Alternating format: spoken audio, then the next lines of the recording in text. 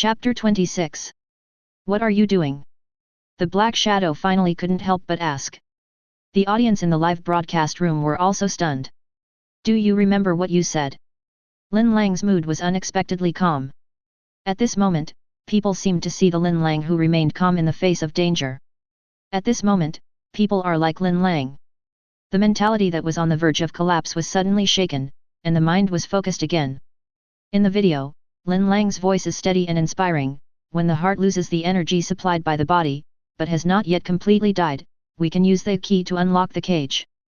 But don't forget, the massive blood loss caused his body to shake violently at that moment, and he also gasped heavily. But he remained standing still and continued, in addition to opening the lock, the key can also lock it again. The huge black shadow frowned. Then it seemed to realize something and its gaze fixed on the altar. At this time, everyone discovered the altar has changed. The colorful patterned bricks on the altar are not fixed, but can be moved around at will, just like a jigsaw puzzle. And now, if the original pattern is viewed from above, it is generally a circular shape. So now the circle has been turned inside out. Genius! Tony jumped up from his chair excitedly, and the ornaments on the table fell to the ground, but he kept staring at the screen with his eyes wide open. If coming along is Advent, then what about coming anyway? The answer is S.H.I.E.L.D. Lin Lang calmly stated his plan. The shadow was already feeling uneasy, but it still forced itself to reply, "That's a fantasy. Even if you said so, the ritual is not complete." Before it could finish its words, it was interrupted. "I know, it still lacks a light source, right? Just like you did before," Lin Lang said.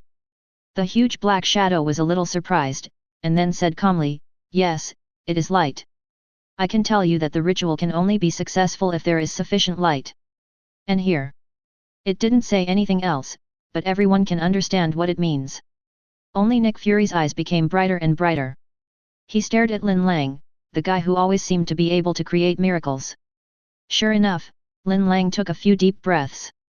He drew out the loaded pistol from his waist. He raised his hand and fired at an inconspicuous corner. Bang! This shot, without any prayer, was enough to dispel the darkness. The bullet whizzed away, and almost at the same time, a crisp sound was heard in the corner. That was the sound of something fragile. Buzz! The azure flames lit up and instantly grew dozens of times larger. The sudden burst of dazzling light made Lin Lang, who had not seen the light for a long time, burst into tears. The huge black shadow was silent for a moment, then looked at Lin Lang. "You did it." Its voice is no longer calm. "That's right, when you weren't paying attention to me." Lin Lang could no longer support his body, and he almost fell on the altar. An abnormal blush appeared on his face, but he was still smiling. "It seems that you still need to be careful of an ant. It might take the opportunity to bite you, right?" In fact, Lin Lang himself is not sure whether this method is effective. Just like before, he was just betting on that 1 in a million chance. He doesn't care about his own life. As Barkley said, "You're going to die anyway, so what the hell are you afraid of?" Just like before, he made the right bet. Every pattern on the ritual surface lit up instantly, and the brilliant firelight around it provided enough energy, and the ritual began to reverse. The cage of the heart in his chest opened instantly, and those monsters that had merged with the huge black shadow gradually disappeared like mist, either roaring or unwilling. They were deprived of their freedom again and were imprisoned and locked in his heart once again. At the moment the huge black shadow was completely panicked. Looking at the black shadows around it that were getting fainter and fainter, it tried to change the situation in front of it, but it was to no avail. Seeing this, the audience in the live broadcast room seemed to have experienced a transition from hell to heaven. Countless people cried with joy. Countless people cheered. Stark Industries building. Tony couldn't help but clap his hands, "As expected of you, as expected of you." However, as if he thought of something, his heart skipped a beat. His movements froze, and the smile on his face froze. He realized a very serious problem. Lin Lang sealed the demons in his heart. What about Lin Lang? In the picture.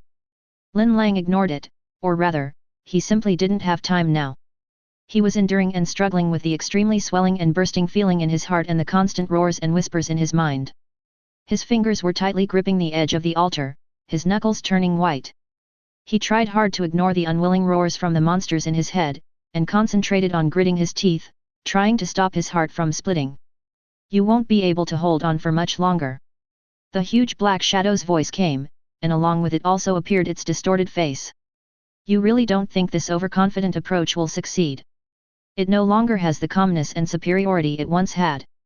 Lin Lang clenched the clothes on his chest, gasped for breath, and did not answer. Why are you doing this? Its mocking voice sounded again. Is it because of that agent? Think about it carefully, he is just using you, trying to make you pay with your life, and squeeze out the value of a D-class personnel. Seeing that Lin Lang didn't say anything, the Black Shadow thought that the bewitching was successful and continued, they didn't even give you a proper name or code name, just a string of letters and numbers. Do you remember your original name? I'm afraid even you don't remember it very well. Does anyone else remember it? Lin Lang suddenly raised his head, and although he was still in great pain, he said seriously, yes, the Foundation keeps records of everything. When a D-class dies, the administrators will archive his number and original name. Whether it's D14134 or my original name, they all represent me, not anyone else, and that's enough for me. As he spoke more gradually, his tone changed from being intermittent to becoming more and more steady, and his overall condition also began to improve miraculously. Feeling the pain the ocean brought him slowly subside, he knew exactly what was going on. The audience in the live broadcast room also knew that a flash of light. Chapter 27. The voice of the huge black shadow was still lingering, as if it was making a final struggle. Why on earth did you do this? What's the point? Why? Lin Lang repeated the sentence, lowering his head as if thinking seriously. Well, just assume that I suddenly had a whim and wanted to try to play the role of a hero. He then laughed, as if he was also amused by this remark, whose real secret to playing a D-class personnel is, to be a hero. Also, you disgust me more than those people in the Foundation. He stared into its eyes, without a trace of fear in his eyes. The two sides looked at each other for a while, and he suddenly laughed again, laughing without any pressure and with great joy. At this moment, Lin Lang finally felt like he was truly himself again. He is no longer the frightened guy who traveled to the SCP Foundation world. He is no longer a D-class personnel who treats himself as an emotionless role-playing machine in order to complete the system's role-playing tasks. He is who he is. He is Lin Lang. Yes, he has another identity. Lin Lang looked down at his badge, D14134. The light around became more and more dazzling and fierce. The flames ignited by the high concentration of alcohol kept devouring and moving on the wooden floor. There was only a small circle left that had not been occupied by them. Lin Lang knew that he couldn't waste any more time, his condition was still very bad and his body was on the verge of collapse. In this rare moment of clarity, he knew that the final end had come. He stretched out his remaining arm and pulled out the gun tied to his waist, with the last silver bullet left in it. It was right, this was a plan of a snake swallowing an elephant, but he never expected from the beginning that he could really carry it out. He put the muzzle of the gun against his chest and felt the chaotic beating of his heart coming from the gun.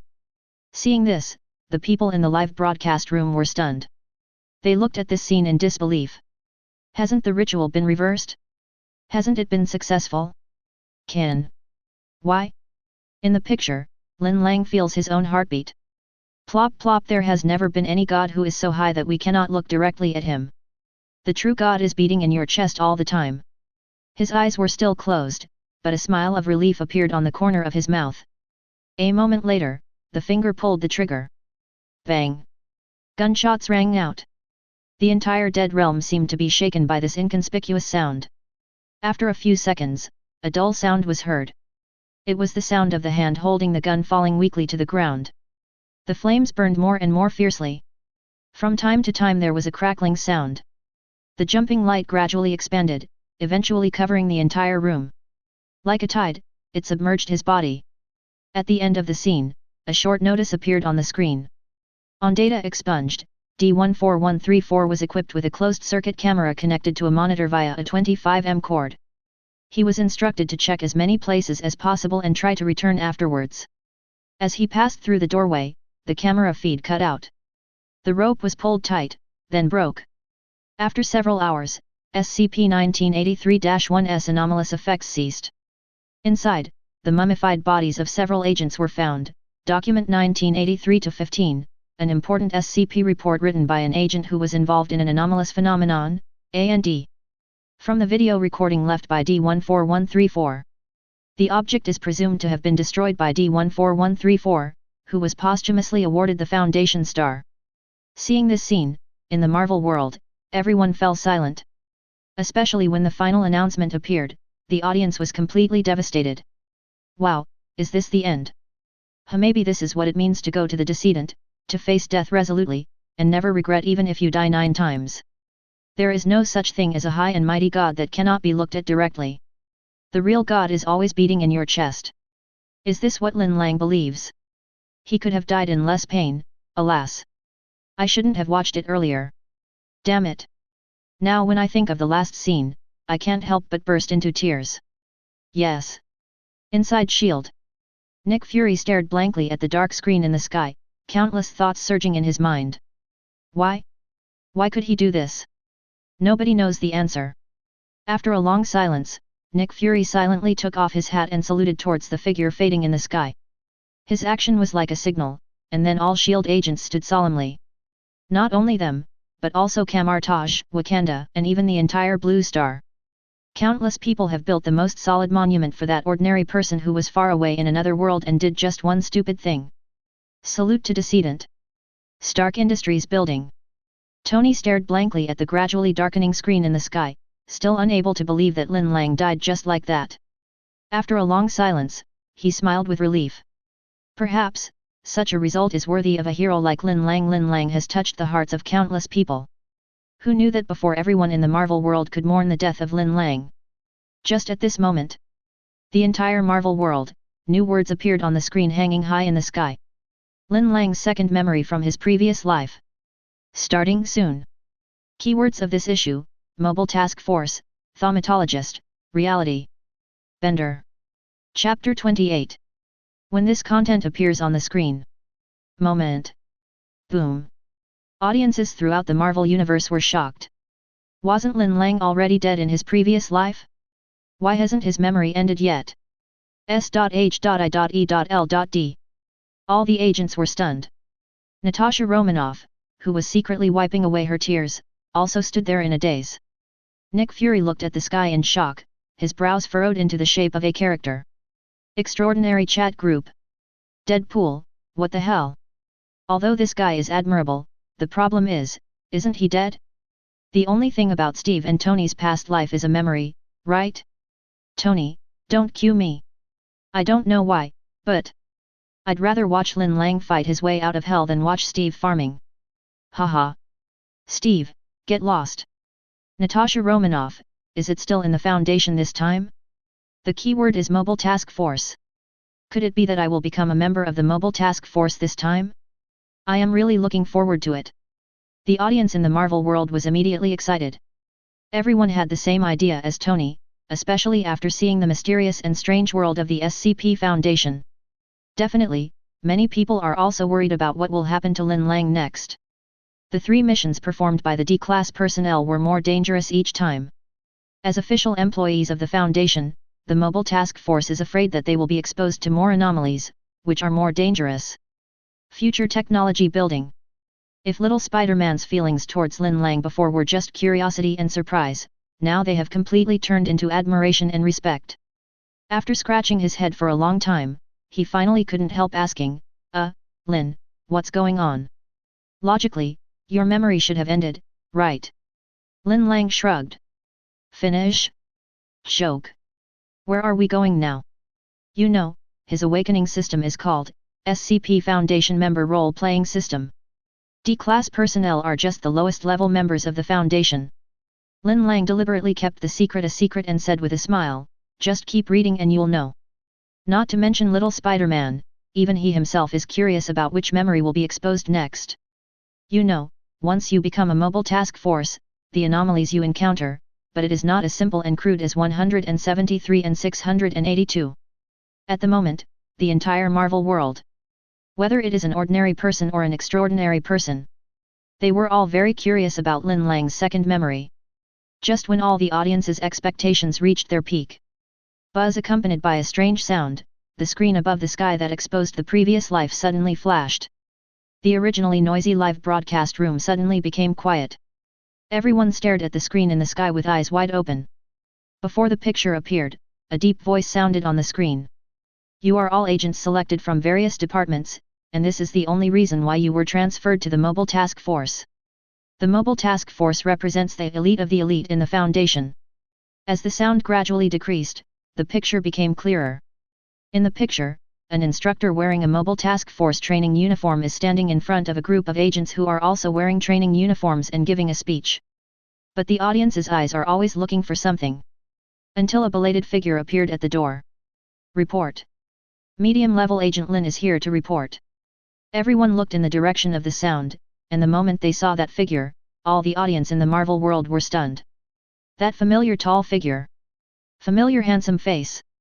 And those eyes that are as calm as ever. If this isn't Lin Lang, then who is this?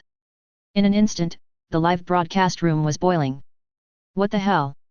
What the hell? Is this really a ghost? Damn it, hasn't the Foundation already confirmed his death? Then who is this Lin? I'm already confused. God, can you really bring people back to life? Haha, this time we really escaped from hell. S.H.I.E.L.D. No. Natasha Romanoff frowned at the screen and shook her head. If you look closely, you can actually see some differences. Nick Fury smiled, which was rare for him. But, for us, it's enough for him to be Lin Lang, isn't it? Natasha Romanoff opened her mouth, but it eventually turned into a helpless sigh with a smile. You're right. Kamartaj. Oh my god, it's really him. A group of apprentices exclaimed, followed by a burst of cheers. Even if the man in the picture is not a superhero, not a mutant, not even magic. But for these young magic apprentices, Lin Lang a true hero. Ancient One stared at Lin Lang in the picture with complicated eyes. At least in her eyes, Lin Lang's soul had not changed much. The audience was not given much time to be surprised. In the picture, Lin Lang followed the order and joined the team. According to the middle-aged instructor, they have become members of the Foundation's Mobile Task Force. The Mobile Task Force they joined was called Mobile Task Force Epsilon 11. Code Nine-Tailed Fox. When the title Nine-Tailed Fox appeared, everyone's expressions obviously changed. Some are excited, some are inspired. Some people also showed expressions of reluctance and regret. A white man next to Lin Lang sighed when he heard this. It's actually a nine-tailed fox. Damn it, I clearly applied for Beta 777 Spear of Hecate. At worst, I can join New 7 Hammerfall.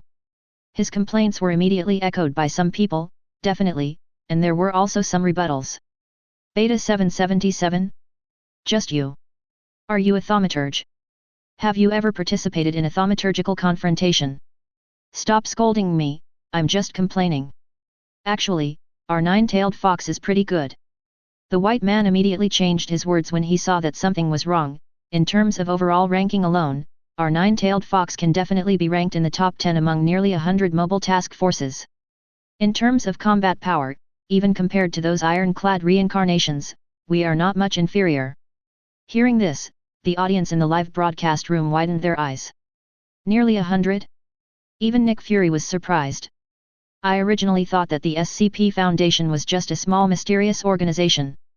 As a result, you have nearly 100 mobile task forces alone? It sounds like the mobile task forces with different code names are responsible for different things. Nick Fury mused, I just don't know what the Spear of Hecate and Hammerfall that guy mentioned are for. Chapter 29. The white man seemed to be a chatterbox. Seeing that many of the people around him were newcomers who didn't know much about the mobile task force, he immediately started to show off his talent. What? You thought the Foundation only had one mobile task force? You must be kidding. He simply sat on the ground and began to popularize science. The basic structure of each mobile task force will vary greatly in order to best accomplish its intended objectives. Combat task forces closely resemble military hierarchy and organization, while smaller units may have informal or otherwise classified chains of command. The white man counted on his fingers. Mobile task forces vary in size, composition, and objectives. A battalion-sized combat task force trained to deal with highly aggressive individuals may consist of hundreds of soldiers as well as support personnel, vehicles, and equipment and can be deployed in whole or in part around the world to deal with threats. For example, the hammer drop I just mentioned. Immediately, a new comedian appeared to offer his support. what about the hammer dropping? The white man's tone was full of envy, and he said, New 7 Hammerfall is a battalion-sized task force. With 3 company-sized teams of Special Forces Infantry, a light armored vehicle company, a tank platoon, a helicopter squadron, a chemical biological radiological nuclear, CBRN, platoon, a combat engineer platoon, a nuclear weapons specialist, NWS, team, and additional combat specialists and support personnel. At the end, he concluded with pride, in short, New 7 is the most powerful task force in our Foundation in terms of conventional weapons firepower. Others also retorted, Tisk, they are just conventional weapons. How can they compare to thaumaturges? How can they compare to those immortal iron lumps of samsara? When these words were spoken, the white man felt insulted and immediately started arguing with the man. FK. Guns and cannons are the romance of men. The man was not to be outdone, armor is a man's dream. Here you are a village fool, and there I am an abyss gazer. This back and forth has given Marvel audiences a deeper understanding of certain task forces. What the hell? So complicated? Oh no, so cool. Spear of Hecate sounds powerful. How does it compare to superheroes? I think Abyss Feeder is also quite interesting. Don't forget, the ocean occupies more than 80% of the planet's area. Damn it, are you all crazy? These are deadly jobs. Different from the style of the live broadcast room. S.H.I.E.L.D. With each name of a task force and its ability spoken on the screen, Nick Fury's face turned paler. By the end of his speech, his dark face had almost turned a shade paler. Are you crazy? You are an organization that contains anomalies, but why is the armed agency so terrifying? Not to mention anything else, just a new 7 Hammerfall, in the Marvel world, is enough to serve as the entire firepower of some small countries. Add to that all the thaumaturgy, memes, reality benders. Nick Fury was numb. He had previously thought that the SCP Foundation was nothing special. Now it seems that even without those strange objects in storage, these mobile task forces alone are enough to threaten S.H.I.E.L.D. In the picture, the quarrel between the two was stopped promptly by the instructor as some confidential content emerged. Lin Lang was also called into the office by the instructor. Please take a seat. The instructor treated Lin Lang much more seriously than he treated the two quarreling fools. After Lin Lang sat down, the instructor explained, Lin, with your excellent test results, you may not stay in our nine-tailed fox for long, and you will be transferred to a higher authority by your superiors. The two people who were being scolded nearby pricked up their ears instantly. Lin Lang nodded calmly. Those two idiots may have already told you that, yes, our nine-tailed fox is actually not bad. The instructor lit a cigarette and said with a smile, Mobile Task Force Epsilon 11 handles security within the SCP Foundation under the supervision of MTF Alpha 1.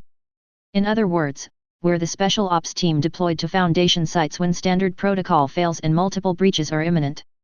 As soon as he finished speaking, the chatterbox white man stuck his neck out and said, That's right, Lin, just like you Chinese people say, we are fast-moving, moving wherever we are needed. Shut your filthy mouth, you idiot. After being scolded by the instructor, the guy shrank his neck again, but he was still winking at Lin Lang. The audience in the live broadcast room were in tears and laughter. At this point, most people understood. This nine-tailed fox is specifically responsible for handling security issues within the Foundation, such as containment breaches. Phew, the instructor exhaled a puff of cigarette, then smiled and said, Don't worry, containment failures don't happen every day, and perhaps because he was worried about scaring Lin Lang, he wanted to explain, but before he could finish his words. Beep beep beep. Beep beep beep. Warning, containment breach has occurred within the site. Lockdown response code, LRC21/A/NTT Black. Along with the warning, shrill sirens also resounded throughout the nine-tailed fox task force training base. Everyone watched helplessly as the instructor's face turned from white to red, and from red to black. This is such a slap in the face. However, now is obviously not the time to care about these things. The instructor stood up and shouted, Damn it, time to work. Before he finished speaking, several people in white coats rushed into the office. A containment breach has occurred at Site 21. We, Mobile Task Force Epsilon 11-9-tailed fox, are requested to take immediate and appropriate action at Site 21 to combat at least one non-terminable containment object. The instructor's face was serious, which containment failed. SCP-096. What? Chapter 30. What? The instructor's voice suddenly became louder, and his expression became even more serious. 096 Containment Breach. Hearing about this containment that even the instructor of the nine-tailed fox was terrified of, the audiences in the Marvel world became curious. Who exactly is this SCP-096? As a man in a white coat handed Lin Lang a file of the object in custody, SCP-096's information finally appeared on the screen. Project name, S.H.I.E.L.D. People Item Number, SCP-096 Subject Class, Euclid. Seeing this, Nick Fury raised his eyebrows. It's a new level again. I don't know what the difference is between this level and Keter level. Special Containment Procedures.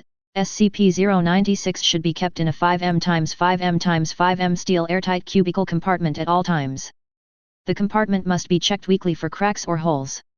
Absolutely no surveillance cameras or optical tools of any kind are allowed in SCP-096's cell. Security personnel are to use pre-installed pressure sensors and laser detectors to confirm that SCP-096 is in the cell. The creation of any photographs, videos, or portraits of SCP-096 is strictly prohibited. Seeing this, not only the audience, but even S.H.I.E.L.D's Nick Fury frowned. Can't create an image of it. What kind of operation is this? Others were also extremely curious. What on earth is this 106? Description: SCP-096 is a humanoid creature approximately 2.38 meters tall. The subject has almost no muscle mass, and preliminary weight analysis indicates that it is mildly malnourished. Its arms are severely disproportionate to the body, each approximately 1.5 meters long. Most of the skin is completely devoid of pigment, and there is no hair on the body. SCP-096's jaw can open up to 4 times the normal jaw angle of an average human. Except for the lack of pigment in the eyes, the rest of the facial features are similar to those of an average human. It is unknown whether SCP-096 is blind. It has not been found to have high-level brain function, and it is not considered to be intelligent. Seeing this, a similar product subconsciously emerged in everyone's mind. Countless people were frightened pale by the appearance they imagined. S.H.I.E.L.D. Natasha Romanoff said in disgust, "How disgusting. But why does this guy want to be friends with shy people?" SCP-096 is normally extremely docile, and pressure sensors in the cell indicate that it spends most of the day pacing back and forth against the east wall. However, when someone sees SCP-096's face, whether directly, via video, or even a photograph, it will enter a state of severe sadness. Seeing this, Nick Fury was stunned. Suddenly I realized, no wonder we are not allowed to create images of it. Will its attack mechanism be triggered as long as we see its face? But the next moment, his pupils suddenly shrank into a point. Once someone sees SCP-096's face in any way, about 1 to 2 minutes after being seen, SCP-096 will rush towards the person who saw its face, i.e. SCP-096-1. At the moment, no known materials or methods can stop SCP-096 from moving forward. Once 096 reaches 096-1's location, it will kill and data expunged SCP-096-1. In 100% of cases, no trace of SCP-096-1 remains. Seeing this, Nick Fury's face was so gloomy that water seemed to be dripping out of it. As the last appendix content appeared in his eyes, the director of S.H.I.E.L.D. finally couldn't sit still anymore. Addendum: the Foundation has tried several experiments to neutralize SCP-096, but all have failed. Even if SCP-096 is banished to outer space by data expunged, once someone sees 096's facial image, 096 will still appear at an incomprehensible speed and kill the viewer. Seeing this, Nick Fury suddenly thought of a question. According to the description of this containment, anyone who sees its face will be hunted down and killed by it. That. He stared at the light curtain in the sky, and suddenly a horrible idea came to his mind. Once 096 appears on the previous life exposure screen, doesn't it mean that everyone on the entire blue planet will see its face? Hearing Nick Fury's words, everyone in S.H.I.E.L.D. took a deep breath. Hiss, if this is true, it would be an absolute disaster. Camartage. After seeing the contents of the file, the magic apprentices also panicked. Everyone subconsciously looked at Ancient One, but saw panic on Ancient One's face that had never appeared before. She stared at the screen intently, and couldn't help thinking, if that thing appeared on Blue Star, it would definitely be a disaster. Wakanda. Father, give the order quickly. T'Challa said nervously to the king, we can't let the people take this risk. At this moment, everyone finally understood why the previous life exposure system, after selecting Lin Lang, actually issued a warning to all viewers for the first time. Who could have imagined that there would be such a monster in the universe that could chase you to the ends of the earth with just one look? Be quiet. Everyone, be quiet. S.H.I.E.L.D. Maria's voice finally drowned out the panic of the crowd. Let's not talk about whether we will see 096's face. Even if we do, is it possible that this guy can travel through the dimension and come to our world? Future technology building. Damn it, is this true? Little Spider-Man was frightened by 096's file and looked at Lin Lang in panic. Lin, this thing is so terrifying. If someone from our world saw it, wouldn't it be dangerous? Lin Lang smiled and said meaningfully, don't worry, it won't dare. Little Spider-Man was stunned. For some reason, seeing Lin Lang's calm look, he subconsciously chose to believe it. I didn't bother to ask, is it that 096 doesn't dare?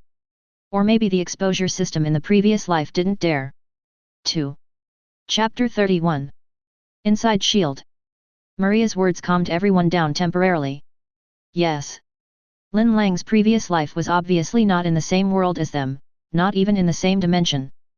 096 might be scary, but it can't be able to cross dimensions, right? Once they thought of this, everyone's panic faded a lot, and was replaced by an inexplicable curiosity and excitement. Everyone wants to know, how are Lin Lang and his team supposed to contain such a terrifying creature? The scene on the screen changed. When Lin Lang appeared again, he was already wearing pure black individual combat uniform and appeared in front of everyone fully armed. There was a faint roar of an engine, and everyone seemed to be in a helicopter. At the moment, in Lin Lang's team, the instructor was explaining the tasks to the team members with a serious face. The containment of SCP-096 is divided into 3 steps. First step. He stretched out a finger, kill SCP-096-1 before it kills SCP-096-1. This will cause SCP-096 to stagnate briefly, for about 3 to 5 seconds. No one spoke, but everyone could feel the tense atmosphere. Then comes the second step. During the time it is stuck in stagnation, use heavy firepower to destroy its upper body. As long as no one sees its face during this time, it will not move further. Final step, bagging. Another team will use a special containment device designed to contain SCP-096. This time, the instructor was interrupted by someone before he could finish his words. The one who interrupted him was the same chatterbox white man. At the moment he seemed a little nervous. Teacher, instructor, what if someone saw its face during this period? The instructor looked at him, his tone as cold as ice, then constantly repeat the first step. The instructor's answer stunned everyone for a moment. Repeat the first step constantly. That is to constantly kill anyone who sees its face. Behind this short sentence, there are countless sacrifices of life. In the picture, accompanied by huge amounts of engine roar, the instructor yelled, 5D class personnel are placed 1000 meters due west. They will watch photos of SCP-096 in succession in 10 seconds and become SCP-096-1. This is our chance. While avoiding its face, use heavy firepower to smash that BD. As soon as these words were spoken, the expressions of everyone at the scene froze. Most of them are joining the mobile task force for the first time, and their mentality has not even completely changed from agent to mobile task force. Unfortunately, the instructor has already started the countdown. 10, 9. As the instructor counted down, the atmosphere became more and more solemn. Even the instructor's own fingers holding the gun turned slightly white. However, just when the countdown reached 4, something strange happened. Wah-wah-wah. All everyone heard was a shrill cry coming from the screen. Like fingernails scraping across a blackboard, sharp, harsh, distortion. The live broadcast room, which was originally full of chatter and curiosity, suddenly became quiet. Next, explode directly. What the hell? What the hell is that sound? Shit, my heart rate almost went up to 200. I got bumps all over my skin. It's so scary. Although they were frightened, everyone's curiosity outweighed their fear. Everyone looked at the screen with great anticipation. They all want to see, what does this shy person look like? Shit, someone saw that guy's face. The instructor's face suddenly turned pale. This is almost the worst case scenario.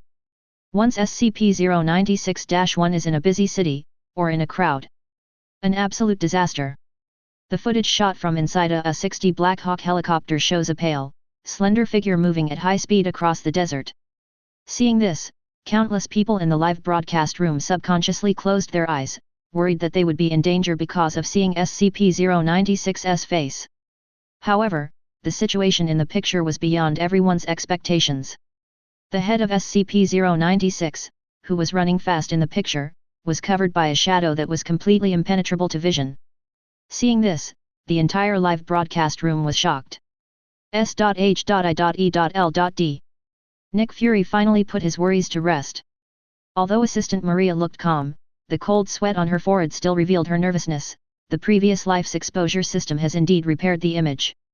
However, before everyone's emotions had time to calm down, they were once again stirred up by the unexpected changes that appeared on the screen. In the screen, the instructor yelled into the intercom with a sullen face, "This is the nine-tailed fox. We've got our target in sight. Damn it, who the hell saw this guy's face?" Without waiting for a reply from the radio, he gritted his teeth and shouted to Lin Lang and his men, "Free shooting from now on. Be careful not to see that guy's face." Just as he finished speaking, Lin Lang, holding a modified XM500 anti-material rifle, had already leaned his upper body out of the helicopter window. Bang! The two bullets were fired almost simultaneously. The first shot missed. The second shot successfully hit SCP-096's calf. Everyone only saw SCP-096 stagger, but recovered in less than a second. There wasn't even a noticeable change in speed. There was no time for everyone to be surprised. Lin Lang's action was like a signal. Then, the others finally plucked up the courage to start shooting at 096. I have to say, the mobile task force is truly the elite among the elites. A team of only 6 people managed to achieve an exaggerated fire suppression effect. Especially that talkative white guy, he deserves his reputation as a heavy firepower enthusiast. He was seen holding an exaggerated heavy machine gun, madly pouring bullets at 096. Dense bullets weave into a web of death in the sky. However, SCP-096's flesh and blood flew everywhere as he was hit by bullets, but his running did not slow down at all. A look of fear gradually appeared on the chatterbox white man's face.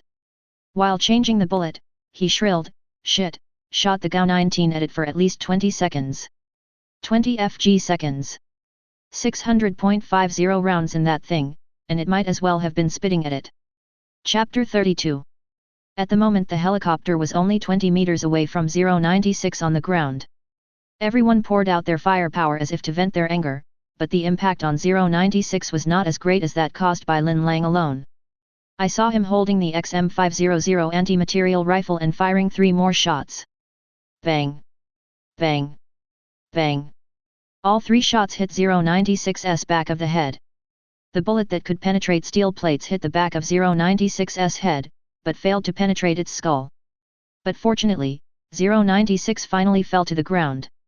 Almost at the same time, the instructor's voice sounded, "Quick, use the AT-4 heat launcher and blow that son of a BCH to pieces." PSST oink oink. As soon as he finished speaking, several anti-tank missiles flew towards 096 with smoke trails boom.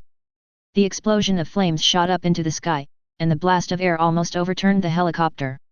When the fireworks dissipated, 096's body was almost blown into pieces.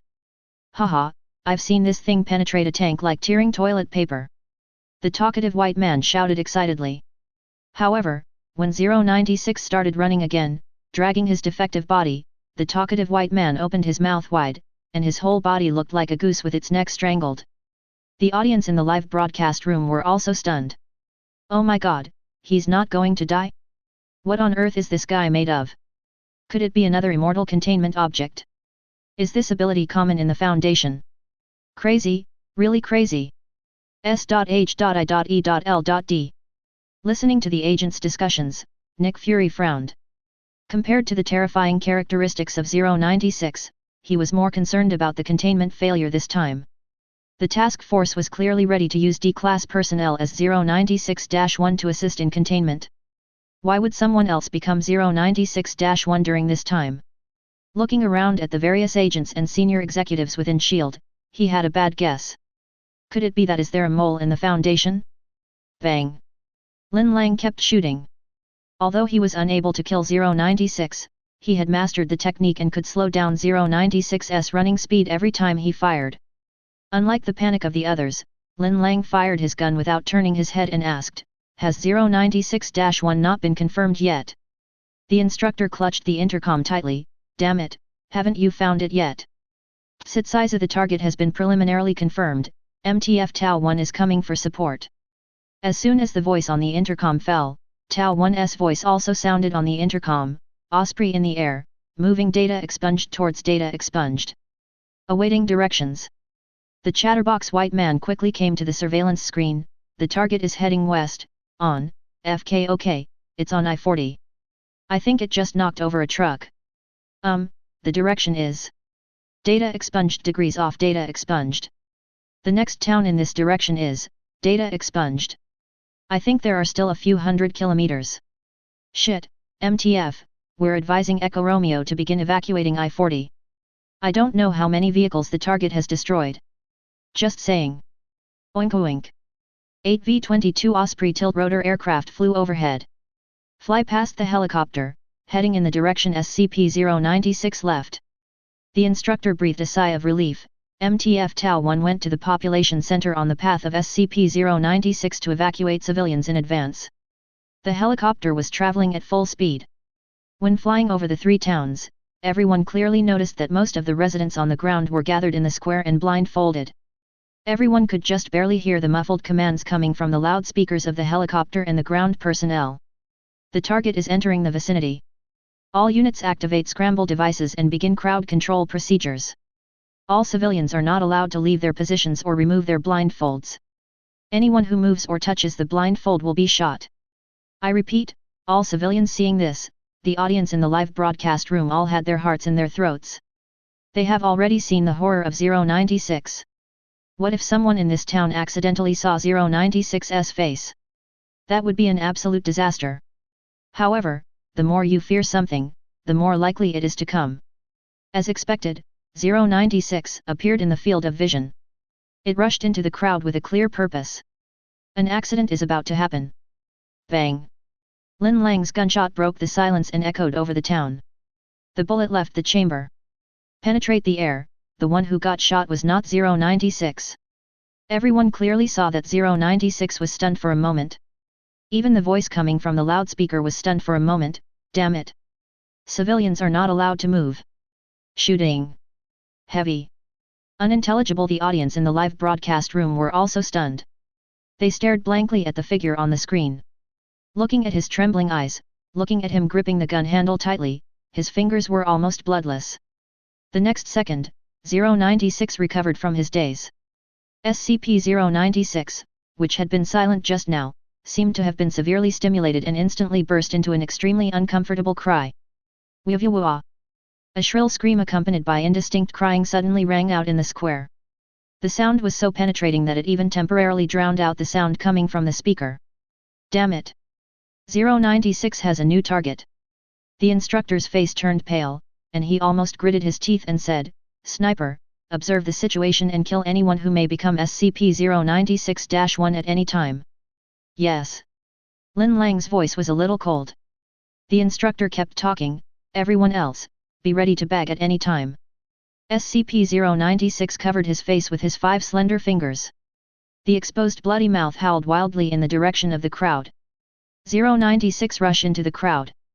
Like a wolf among sheep. The crowd began to disperse. The gunshots rang out again.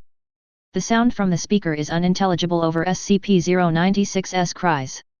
Finally, SCP-096 found SCP-096-1, a middle-aged man.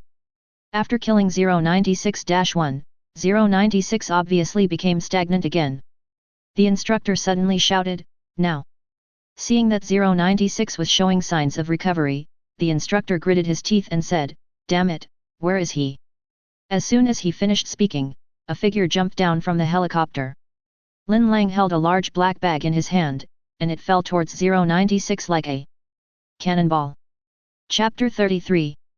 The falling Lin Lang was like a black meteor. When everyone in the live broadcast room saw this scene, their hearts jumped into their throats. The members of the mobile task force in the picture also stood in place, like pure black statues. 2 seconds later. Boom! Meteor falls to the ground. The black pocket directly enveloped SCP-096. It was as if time had been stopped at this moment. 1 second. 2 seconds. 3 seconds. The short 3 seconds seemed as long as a century. SCP-096, contained successfully. However, as Lin Lang's weak but steady voice sounded, the square was originally dead silent. Suddenly it boiled over. Success? When Lin Lang's voice sounded on the screen, the audience in the live broadcast room still had a feeling of unreality. If it weren't for the shocking corpses all over the ground, they thought it was all a dream. A nightmare. Immediately afterwards, the live broadcast room exploded. FK. FK. FK. It's finally FG over. Oh, wow, what the hell is this? Lin Lang, it's Lin Lang again, always Lin Lang. He risked his life again. He succeeded again. This BD. I still feel it's a little unreal. Damn, it's too exciting. That's right. Stimulate. This is the most real thought of almost every audience member, including those extraordinary heroes. Extraordinary chat group. Tony, damn, is this so exciting? This is much more exciting than fighting those terrorists before. Deadpool, another one who can't be killed. Since when has immortality become such a common term? Steve, fortunately, the exposure system in the previous life processed 096's face, otherwise I don't want such a dangerous thing to appear in our world. Natasha Romanoff, what are you afraid of? We in the Marvel world also have our own Lin Lang. The scene on the screen changed. When Lin Lang appeared again, he was lying quietly on the hospital bed. Both legs were covered in thick plaster. Apparently, this was the price of the last flight.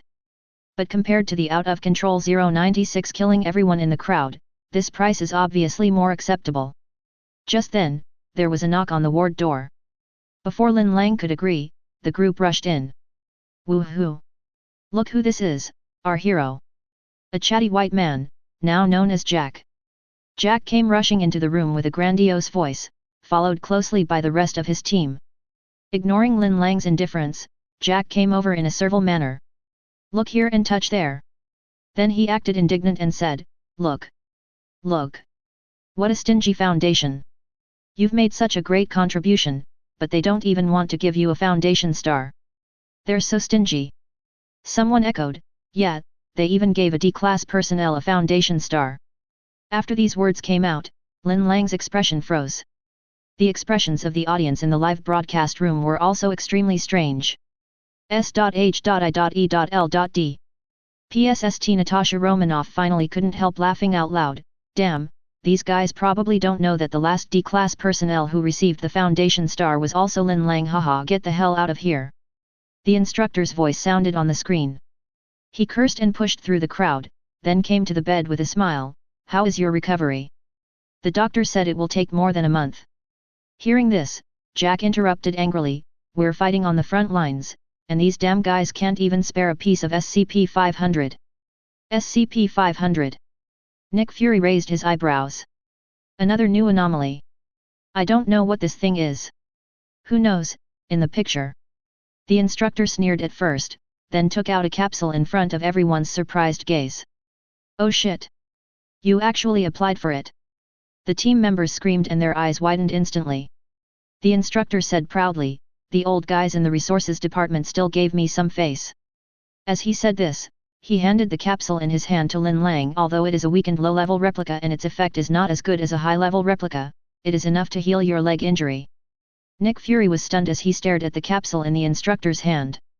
Could it be that is this thing SCP-500? In other words, this thing has a therapeutic effect? Upon hearing this, Lin Lang hadn't spoken yet, but Jack broke down and yelled, Boss! You are too biased. We also participated in the mission and we were injured too. That's right, boss. I want to try this thing, too. It is said that this thing can raise dead man, flesh and bones. The instructor's face turned dark, and he said unhappily, if you can handle 3 containment breaches in a month, let alone low-end copies, I'll apply for the original SCP-500 for you to eat as melon seeds. Now everyone was silent. After all, the heroic scene of Lin Lang jumping out of the helicopter that day is still vivid in our minds. Lin Lang smiled without making any sound. He took the capsule and swallowed it directly. In just 3 seconds, the wound healed at a speed visible to the naked eye. In less than 10 seconds, his legs, which were shattered, were completely healed. Seeing this scene, Nick Fury's eyes widened. Can dead man really be made into flesh and bones? What the hell is this black technology? Previously, he had thought that all the objects in the Foundation's collection were bloodthirsty monsters like 173, 682, and 096. I didn't expect that there would be such a magical anomaly. If S.H.I.E.L.D. also had such a magical item, wouldn't it be? Nick Fury was moved. Not only him, but countless viewers in the live broadcast room were also moved. In reality, who doesn't have some illnesses and pains? Who can guarantee that there will be no accidents in their life? However, as long as you have SCP-500, even a low-quality copy, it can ensure your safety for the rest of your life. At the same time, a technology company in New York. Kurt Connors was so excited when he saw the replica of SCP-500 on the screen. As long as I have this thing, I can regenerate my severed hand, and build a world without weaklings. Thinking of this, he immediately started building a model on the computer. However, as soon as he entered the project, the system automatically popped up a link.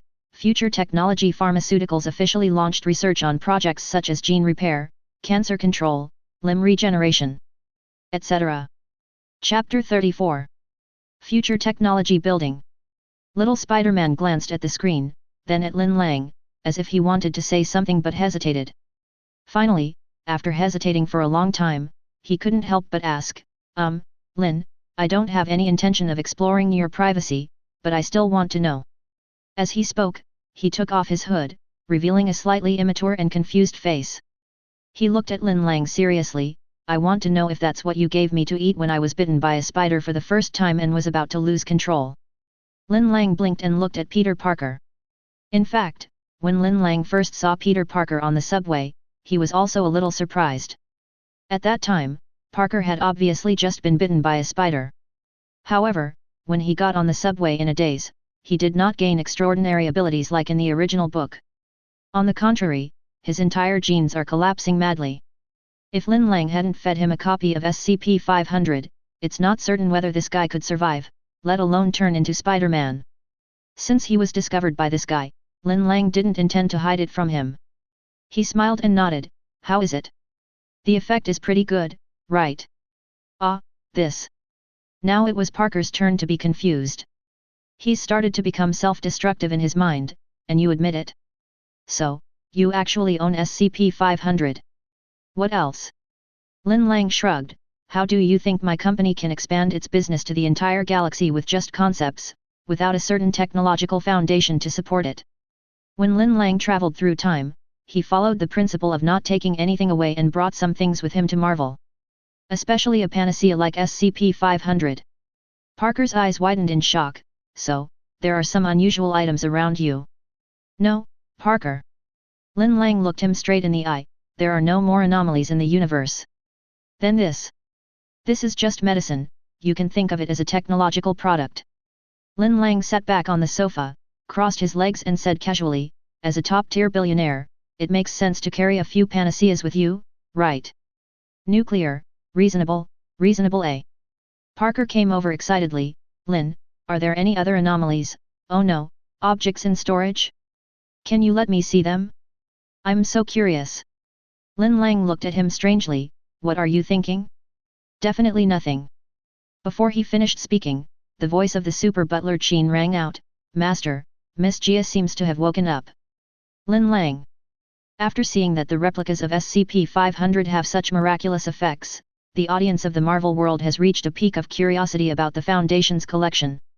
Some enthusiastic viewers even set up Foundation forums and began to spontaneously summarize and generalize the anomalies that had occurred before, and created one file after another in the same format as within the Foundation. His dedication even makes S.H.I.E.L.D's agents feel ashamed. Especially some of the top posts, for some words that have not appeared or have not been explained, the discussion posts may even reach hundreds of thousands. The most hotly discussed topics were thaumaturges, reality benders, and divinity.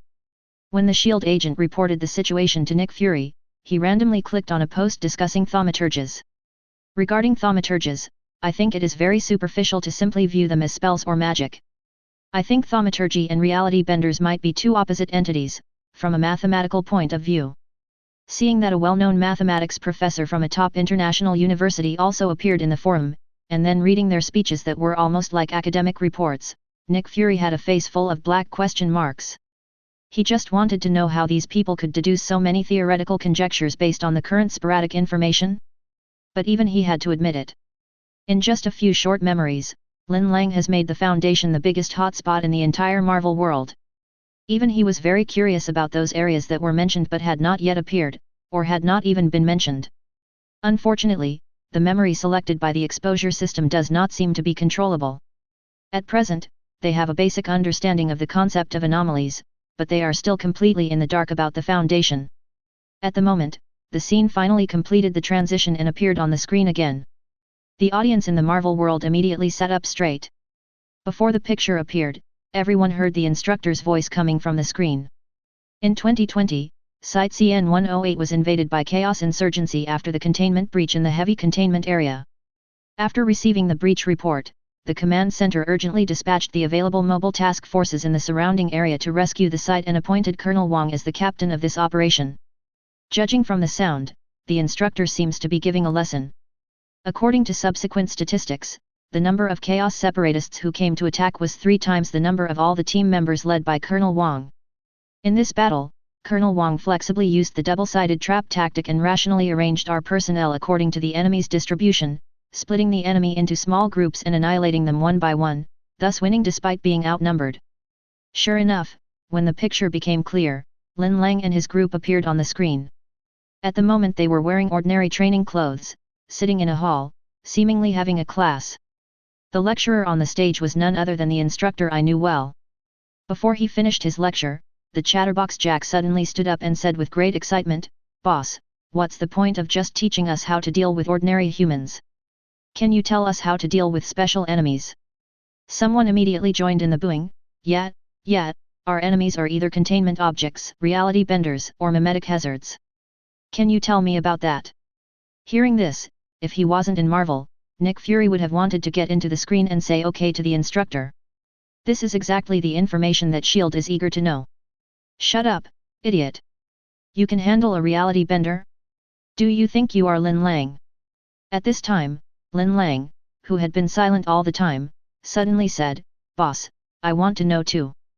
The instructor was about to refuse, but when he saw that it was Lin Lang, his expression immediately changed. "In that case, let's talk about how to deal with special enemies. First, the reality benders." Chapter 35. The instructor's expression changed so quickly that it was simply jaw-dropping. The audience in the live broadcast room burst into laughter. FK. This is too real. Damn it, is this the difference in treatment between top students and bottom students? Ha ha ha, I'm dying of laughter. If I were an instructor, I would just support top students like Lin Lang. He would really help if there was any problem. S.H.I.E.L.D. The agents were also in a dilemma. Only Nick Fury looked focused. He had long wanted to know what this so-called reality bender was. In the picture, as the instructor began to lecture, everyone fell silent. What I have said before are all ordinary humans. The instructor changed into a comfortable posture and stood on the podium. If you were to enter a room and suddenly discover a reality bender, and you don't have a reality anchor with you, what would you do? If you're walking around and suddenly the wall becomes soft, what should you do? To understand this, we must first understand what reality benders are. Jack jumped out again from the audience. I know that reality benders refer to individuals with high Hume index who can destabilize the surrounding reality and create reality distortion. Unexpectedly, the instructor shook his head and said, "This statement is too official. As a mobile task force, we mainly need to know the abilities of reality benders and how to deal with them." Jack sat down thoughtfully. First of all, reality benders are divided into three main types: space benders, time benders, and space erasers. Space? Seeing this word again, the Ancient One of Kamartaj's expression suddenly became serious. Space distortion is the most dangerous thing, and the memory fragments that have been exposed several times before have also confirmed this. The Ancient One originally thought that space distortion was a very rare ability. Who knew that this thing would be so common in the Foundation? Are you crazy? She couldn't help but wonder, what kind of world did the people in this dimension live in?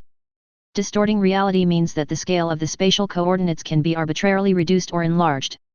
The instructor gave a simple example.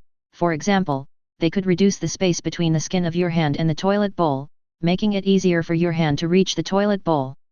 Seeing this, the audience in the live broadcast room were all stunned. They all thought of SCP-1983. Isn't the space behind the door completely distorted like this? The main characteristics of this type of reality benders are, when using abilities, light is usually distorted, the range of distortion is limited, and the closer you are, the stronger the distortion ability is. After a pause, as if he had thought of something, the instructor said, in contrast, the first point means that he can hardly see the surroundings when using his ability, and can only determine his position and target by sensing the surrounding space. The second point means that the farther away he is, the lower his distortion ability will be. We can respond quickly based on these 2 points. The second type is the time-distorting type. The main characteristics of this type of reality bender are, when using an ability, no light bending occurs around them, the ability is usually not used on oneself. Similarly, the first point means that we can use light-based weapons to attack or suppress him, and the second point means that we can kill or deter him by inserting the weapon into his body. It has to be said that the instructor's explanation was easy to understand and opened the door to a new world for the audience in the live broadcast room. No one expected that the Foundation not only summarized these strange abilities, but also had a fairly sound set of response measures. The third category, the space elimination category. The main characteristic of this type of reality bender is that they emit huge amounts of booming noises while using their abilities. When the instructor finished explaining the last type of reality benders, the team members who were originally chattering fell silent. Especially Jack, the eagerness on his face no longer existed.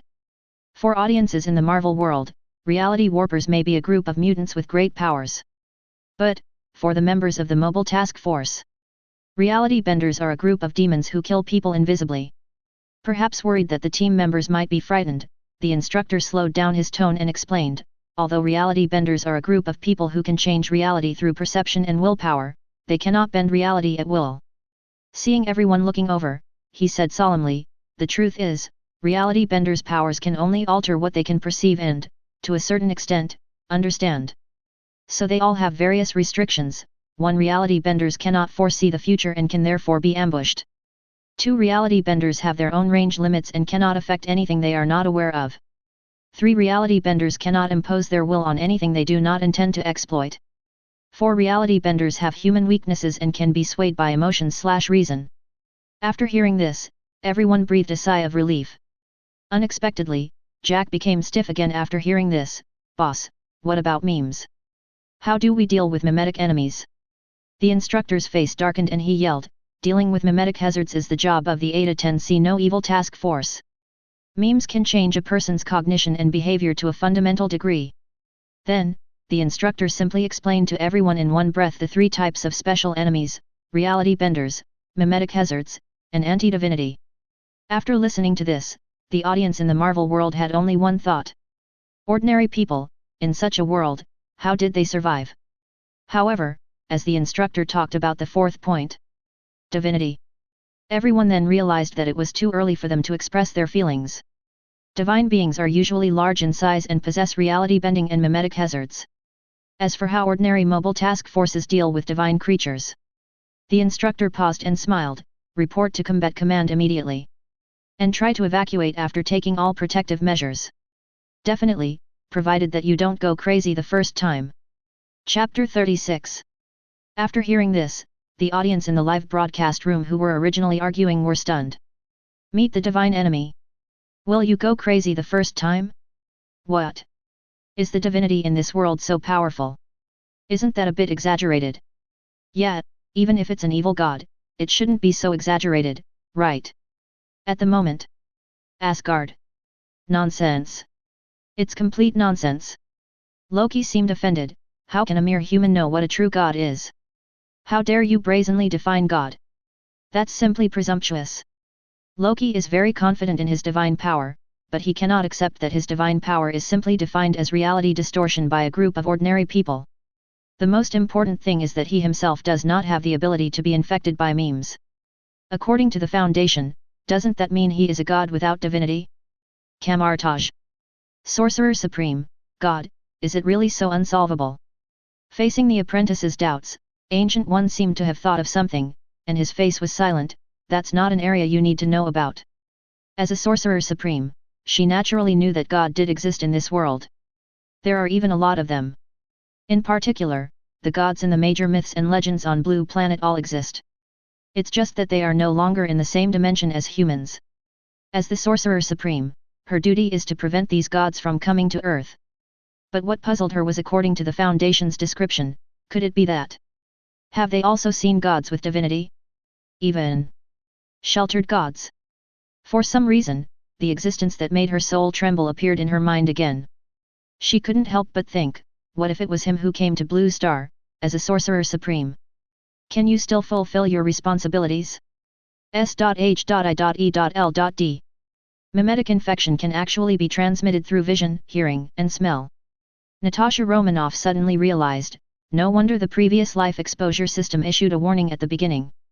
It turns out that this is a MIM infection. As she spoke, Natasha Romanoff frowned. She realized a serious problem. Now that the system has issued a warning, so does that mean? In the next exposure, will there be containment with mimetic infection? It will be an anomaly with the mimetic infection ability. Still, God? In the picture, the instructor's class has come to an end. This class not only taught the team members many crisis management measures, but also allowed the audience of the Marvel world to have a comprehensive understanding of the world where the SCP Foundation is located, as well as the SCP Foundation originally.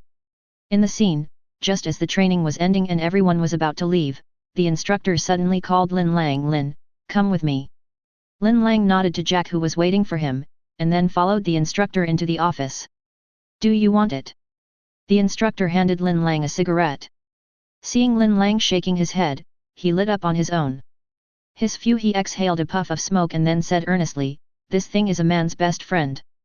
It can make people forget their worries and fears temporarily. Are you sure you don't want it?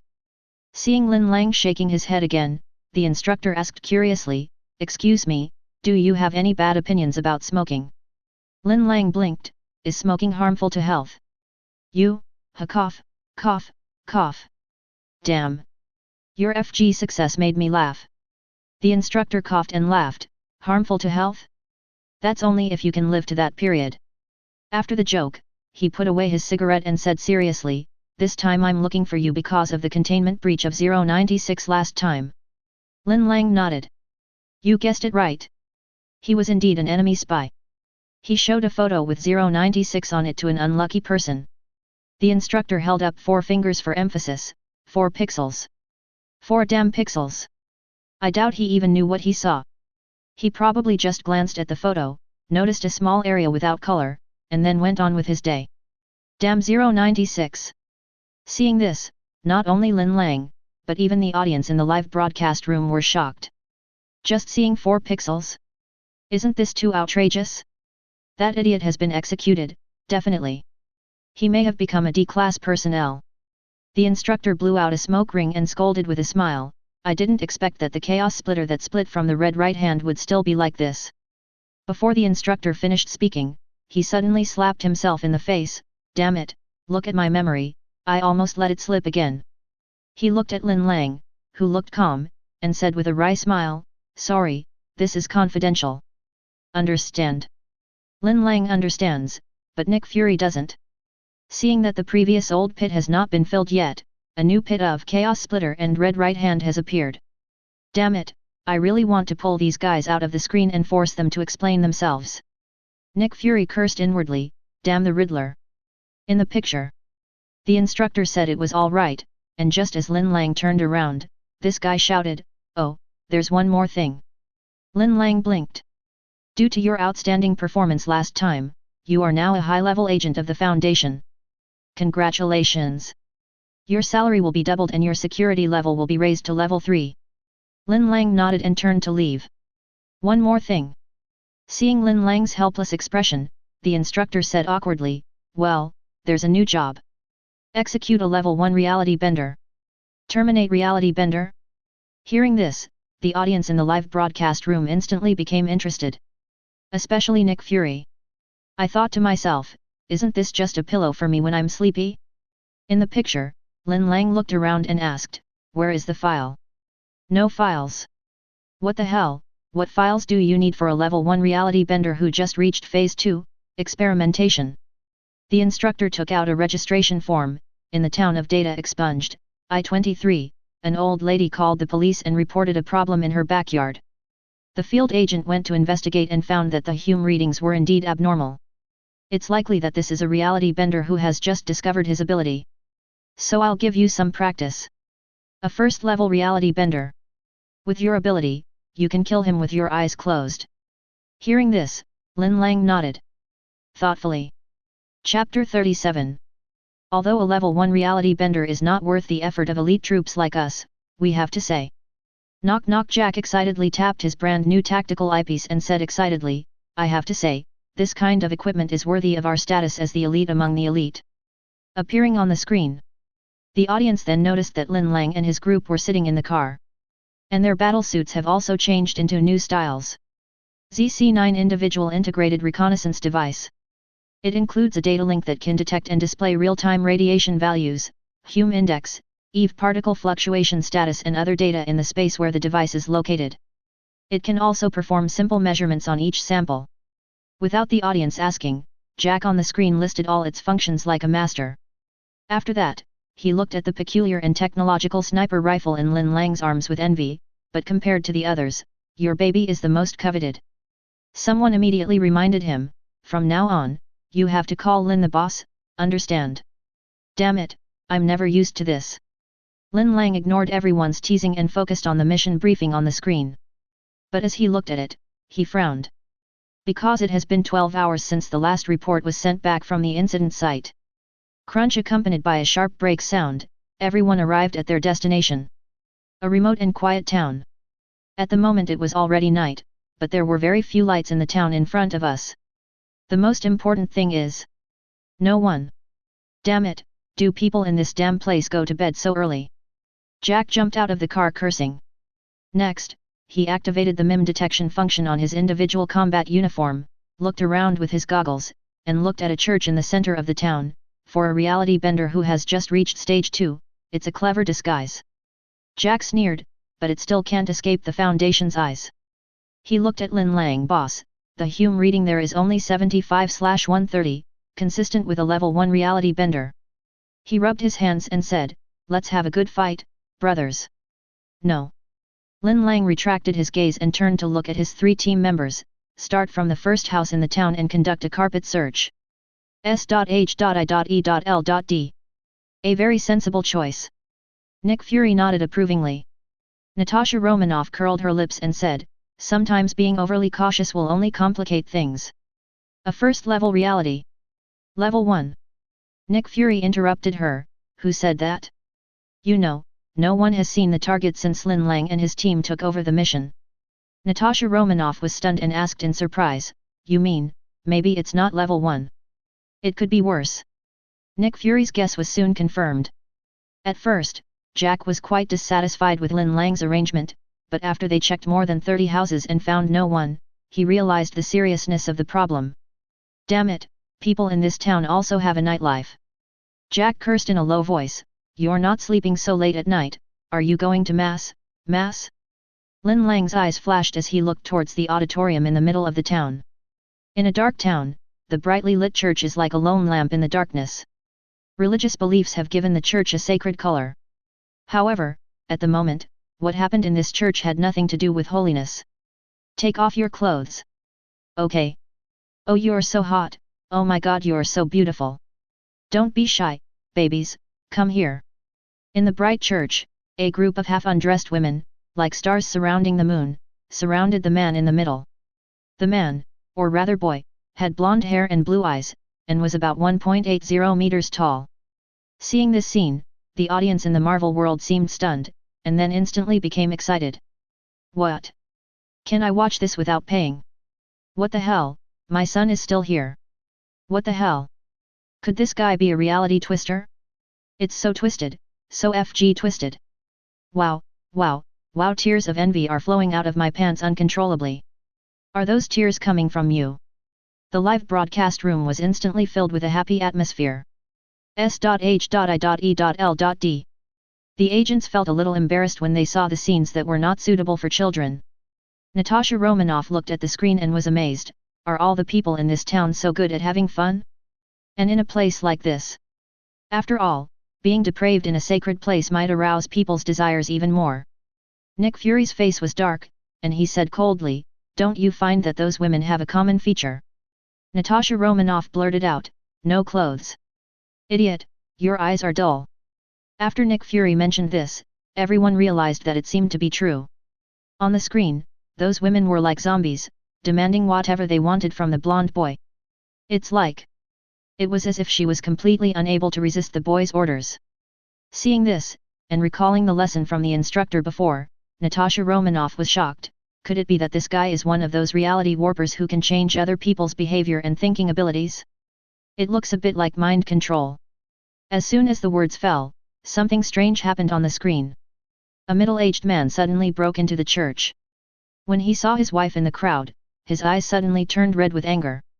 "Damn it, Sophia! Damn it, you devil, what on earth did you do to them?"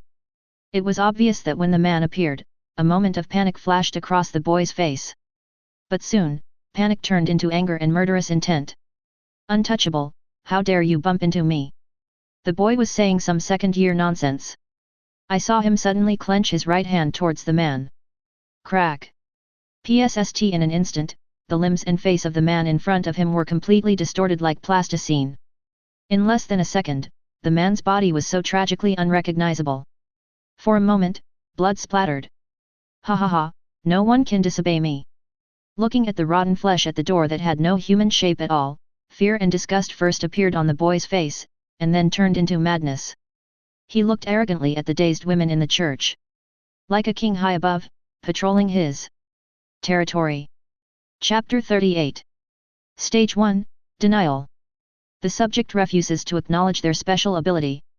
Type Greens will try to rationalize their ability by various means. In some cases, Type Greens will end here, their ability is self-suppressed, and they will not continue. Phase 2, Experimentation. Subjects identify with their abilities and test the limits of their powers. Generally, Type Greens tend to experiment in one of two modes, slowly, methodically, and carefully, advancing in small amounts over a period of time, or making small, sudden leaps. The sudden change and the inexplicable emergence of text stunned the live broadcast room. Immediately, the live broadcast room exploded. F***CK. What happened? Damn it, this guy, he crushed people into a pool of rotten meat through mid-air. Shit, you call that a useless first-level reality bender? Oh my god, this is simply the power of God. S.H.I.E.L.D. The agents were silent. Nick Fury's expression also looked a little ugly. The reality benders on the screen have currently demonstrated at least two reality bend abilities. One is mind control. One is space distortion. To be honest, these two abilities are not new to Nick Fury. But the problem is that when these two abilities appear in one person at the same time, it means that the threat increases exponentially. The most important thing is, if such a terrifying existence is a level 1 reality twister, how much more terrifying would a higher level 1 be? Extraordinary chat group. Deadpool, damn, who does this guy think he is? The king on high? Tony, a middle school boy who suddenly gained super abilities, but unfortunately, he did not use his abilities in the right way. Steve, intelligent reality benders are obviously more dangerous than containment objects. I'm afraid Lin Lang and his team won't be able to complete their mission. Hawkeye, to be honest, I feel like something is wrong. He wasn't the only one who felt this way. In the picture, Jack and the other two covered their mouths and put down their telescopes with grim faces. There are green life form particles on his body. This guy is our target. Lin Lang said into the intercom, preliminary judgment is that the other party has reached stage 3, stable. According to the particle concentration, the target is likely to have become a level 2 reality bender. Phase 3, stability. The subject reaches the limit of their ability, and determines the boundaries of their ability. Type Greens achieve full control over their reality shifts, and can manipulate them if necessary. More importantly, they can choose not to use their ability, if necessary. ZZ, damn it, what should I say? The instructor's helpless voice rang out over the intercom. Your luck is simply too good. Jack couldn't help but interrupt. Lucky? Boss, you don't even know how that guy compressed a person into a basketball-sized ball. The person on the other end of the intercom paused and said, all right, don't approach rashly. The Foundation has already dispatched a mobile task force to the nearest site. Just wait. Jack turned to look at Lin Lang. Linear, what should we do? Just watch that beast do evil. His eyes were red, and he was greatly shocked by the scene just now. Lin Lang looked at him calmly. Level 2 reality benders are already lethal and have combat power beyond that of ordinary people. Facing such people, there is almost no chance of winning in a head-on battle. Jack patted his brand new combat uniform unwillingly, but we are the mobile task force, the nine-tailed fox. And we are fully prepared. No. Jack's face darkened when he heard this. We're not prepared enough. Jack's eyes lit up. Damn it, can't you guys just have some reaction? You can't even cry. Inside the church, the boy roared in frustration. As soon as the words fell, the women in the church began to cry. Unexpectedly, after seeing this scene, the boy became even angrier. Damn, what a bunch of b. As he spoke, he turned his gaze to a young girl who was tied up in the corner. The other person's face was full of panic, and he was huddled in the corner, trembling. Ah, Olivia, luckily you're here. The boy came over with a perverted smile. I kept you here on purpose to get the most realistic reaction. So, can you really cry? Olivia trembled as she looked at the boy in front of her. She was obviously very scared, but she held it back, only her eyes were red. The boy looked at Olivia's expression and felt very bored.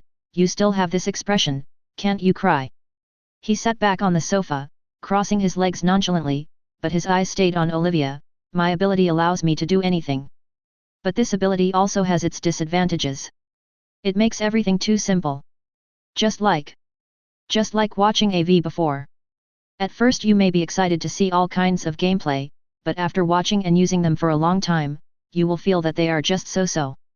So that night I was thinking, how can I make you cry loudly? He hadn't finished his words, perhaps because the crying of a certain woman was too harsh. He frowned and waved his hand casually. Gaba psst, blood splattered. One drop even splashed onto his face. The boy wiped it with his finger, and on a whim, put it into his mouth.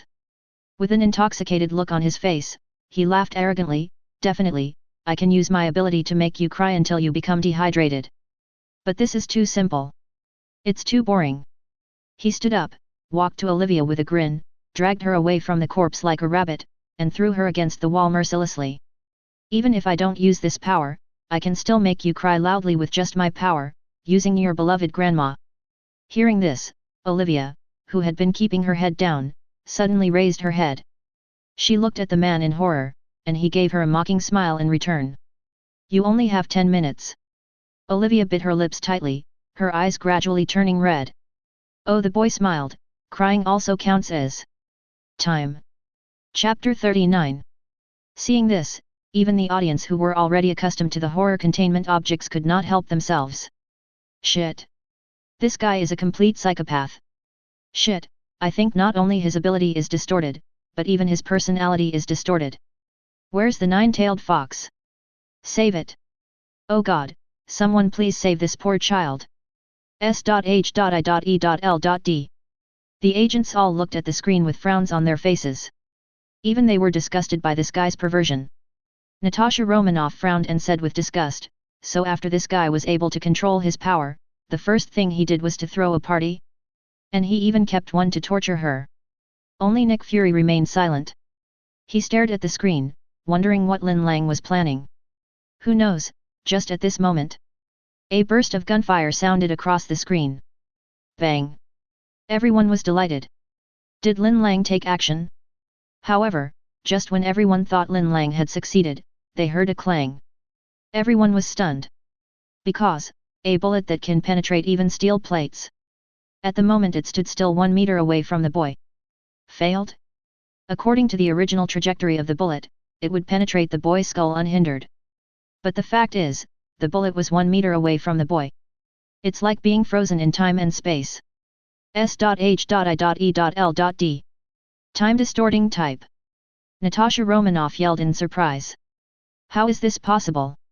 Nick Fury was also shocked. This guy has already shown 3 characteristics. Damn it. In the picture. At the moment the boy seemed to be fished out of the water, and cold sweat instantly wet his back. Obviously, the defense just now was the limit of what he could do. His eyes were full of ferocity, and his anger almost made him lose his mind. Untouchables. You are courting death. After saying that, without waiting for anyone to react, he disappeared from the spot at an almost terrifying speed. The window of a house outside the church. Jack put down the telescope and cursed inwardly, damn it, this has already made him react. This guy just entered level 2, and he doesn't seem to be familiar with the ability to distort time. Lin Lang silently put away his sniper rifle. We now have 2 means, 1 use light-based weapons to attack or suppress him. 2 you can kill or intimidate someone by inserting a weapon into their body. Jack's face turned pale. We don't carry any light-based weapons, and the range of the reality anchors we carry is only 3 meters. Lin Lang stood up, so, my plan from the beginning was the second one. As he said this, he looked at the boy who was shooting towards him and grinned, now, half of the plan has been successful. Boom. The concrete wall shook as if it had been hit by a rhino. The boy seemed to have realized that Lin Lang and the others were upstairs, and grinned, it seems that the cockroach's accomplices are here. Snap. A completely twisted corpse was thrown into the 2nd floor by him. From the clothes on the corpse, it can be vaguely seen that the other party is the field agent who came to investigate at the beginning. Damn it. This beast. Jack cursed angrily, then pulled the trigger. Da-da-da. The exploding flames instantly illuminated the room, and dense bullets easily penetrated the floor like a cloth-tearing machine, all shooting towards the boy on the 1st floor. Ha ha ha. Idiot. The space around the boy was visibly distorted, so that all the bullets disappeared into thin air after entering the distorted space. The boy became more and more arrogant. He raised his hands proudly, like a god descending to the world. Cowardly and lowly human, you know nothing about my power. Yet. A voice that shouldn't exist in this world sounded behind the boy. Without even looking back, he immediately activated the ability of space distortion and time distortion. Lin Lang's left arm, 3 meters away, broke and twisted in an instant like plasticine. However, the boy did not see the expected fear and despair in Lin Lang's eyes. Instead, he saw those eyes which were as calm as a deep pool, which frightened him. You. He subconsciously mobilized his instincts again and used the ability to distort space. However, his ability didn't take effect. Before the man could finish his words, the dagger in Lin Lang's hand had already pierced straight into the boy's heart. The boy was about to be knocked away by huge amounts of impact force. A pair of hands suddenly grabbed him. How could it be? How could it be? Why didn't he die? The boy was thinking in a panic and didn't even notice that his life was slipping away quickly. He only felt a fear that he had not felt for a long time surging in his heart, and what was happening before his eyes was completely beyond his understanding. He subconsciously looked at his chest and saw that the knife was indeed stuck in his heart. No, it's okay. Even if you are seriously injured, you can recover immediately. But, why? Why did my ability fail? Didn't the agent of the special organization whom I captured say that there is no one in this city that can suppress my power? Lin Lang calmly looked at the boy on the ground who was already in the countdown of death, and said indifferently, reality benders who have just entered the 3rd stage from the 2nd stage tend to be obsessed with their own great power. Even if we tell lies and set traps, you will think you have enough confidence to turn the situation around. So, from a certain perspective, very deceptive. PSST. The boy spat out a mouthful of blood, and the previous arrogance were no longer in his eyes. Instead, there was fear of death. Lin Lang looked at the agent's body on the ground and saluted him. Then he looked at the boy on the ground and took out an instrument that looked like an old radio from his back. This thing is called a reality anchor. Within its range of influence, your super ability will be of no use at all. The boy shrank in pain and asked with his last bit of strength, ahem, didn't he say that in this city, there is no? Lin Lang said calmly, I know what you are thinking. You think there is no reality stabilization device in this city that can control you, right? As he spoke, he raised the corner of his mouth and revealed a sneer, but use your useless little head to think about it, where did you know this? The boy gave a look of disbelief. I tried by that damn cockroach. Chapter 40. Bang. In response, Lin Lang grabbed his neck with his claws. Crack. All they heard was a crisp sound of bones breaking. The boy who was so arrogant just now collapsed to the ground with his eyes droopy. He dead? Seeing this, the audience in the live broadcast room still felt it was a little unreal. Immediately there was a boiling sensation. He, just died like that. Reality anchor? What is that? So, this thing can make the power of reality benders ineffective. Shit. Lin is too awesome, right? His left arm was twisted into a knot, but he didn't even frown. S.H.I.E.L.D. He broke the vertebrae that connects to his brain. Natasha Romanoff looked at Lin Lang in the picture and shook her head with emotion, a fatal blow, so accurate it's frightening. Nick Fury shook his head with emotion. He now realized that Lin Lang's so-called plan was to use firepower to make the other party relax their vigilance, and then he would use the reality stabilization anchor to assassinate him physically. Isn't this guy too brave? The other party is a reality twister. This is simply a gamble with your life. If the boy reacted before Lin Lang approached within 3 meters, he would be twisted into a ball of rotten meat by the terrifying space, just like those who died in the boy's hands before. Until now, looking at Lin Lang's bloody left arm on the screen, everyone felt a pain in their teeth. In the picture, Jack quickly ran to Lin Lang, looked at his left arm, and screamed excitedly, "Oh, shit! That guy is a complete lunatic." Cold sweat slid down his cheeks, and Lin Lang forced a smile, "But overall, we succeeded, didn't we?" Jack smiled bitterly, "I take back what I said before, you are a complete lunatic." As soon as the words fell, boom! The deafening roar of a helicopter engine sounded outside the room. Bang! The door was kicked open roughly by someone, and a figure appeared in the picture carelessly. However, the strange thing is that no matter which angle the people in the live broadcast room looked from, they could not see the guy's appearance clearly. All we could see was him wearing a yellowed white coat and a black top hat. He was holding a shotgun in his arms. What the hell? Dr. Clef! Jack couldn't help but exclaim. PhD? The audience in the live broadcast room was stunned. They looked at the rough man with a shotgun in his arms and a top hat on his head, and could not connect him with the well-mannered doctors in the Foundation. S.H.I.E.L.D. Strange, if it's just a doctor, why can't we see his face? Natasha Romanoff frowned. Maria, the assistant who had been silent the whole time, couldn't help but guess, could it be, that the system has dealt with it? Natasha Romanoff was stunned, but why does the system process a doctor's face? Nick Fury opened his mouth and had a vague idea of a very outrageous guess. Could it be that this doctor is also a reality bender? Wow! Looks like we're late. Dr. Clef walked straight to Lin Lang and the others with a shotgun. Soon after, fully armed members of the mobile task force and agents entered the room.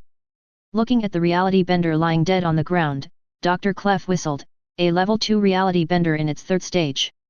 He looked at Lin Lang. "I have to admit, I'm a little surprised at how easily you guys executed it."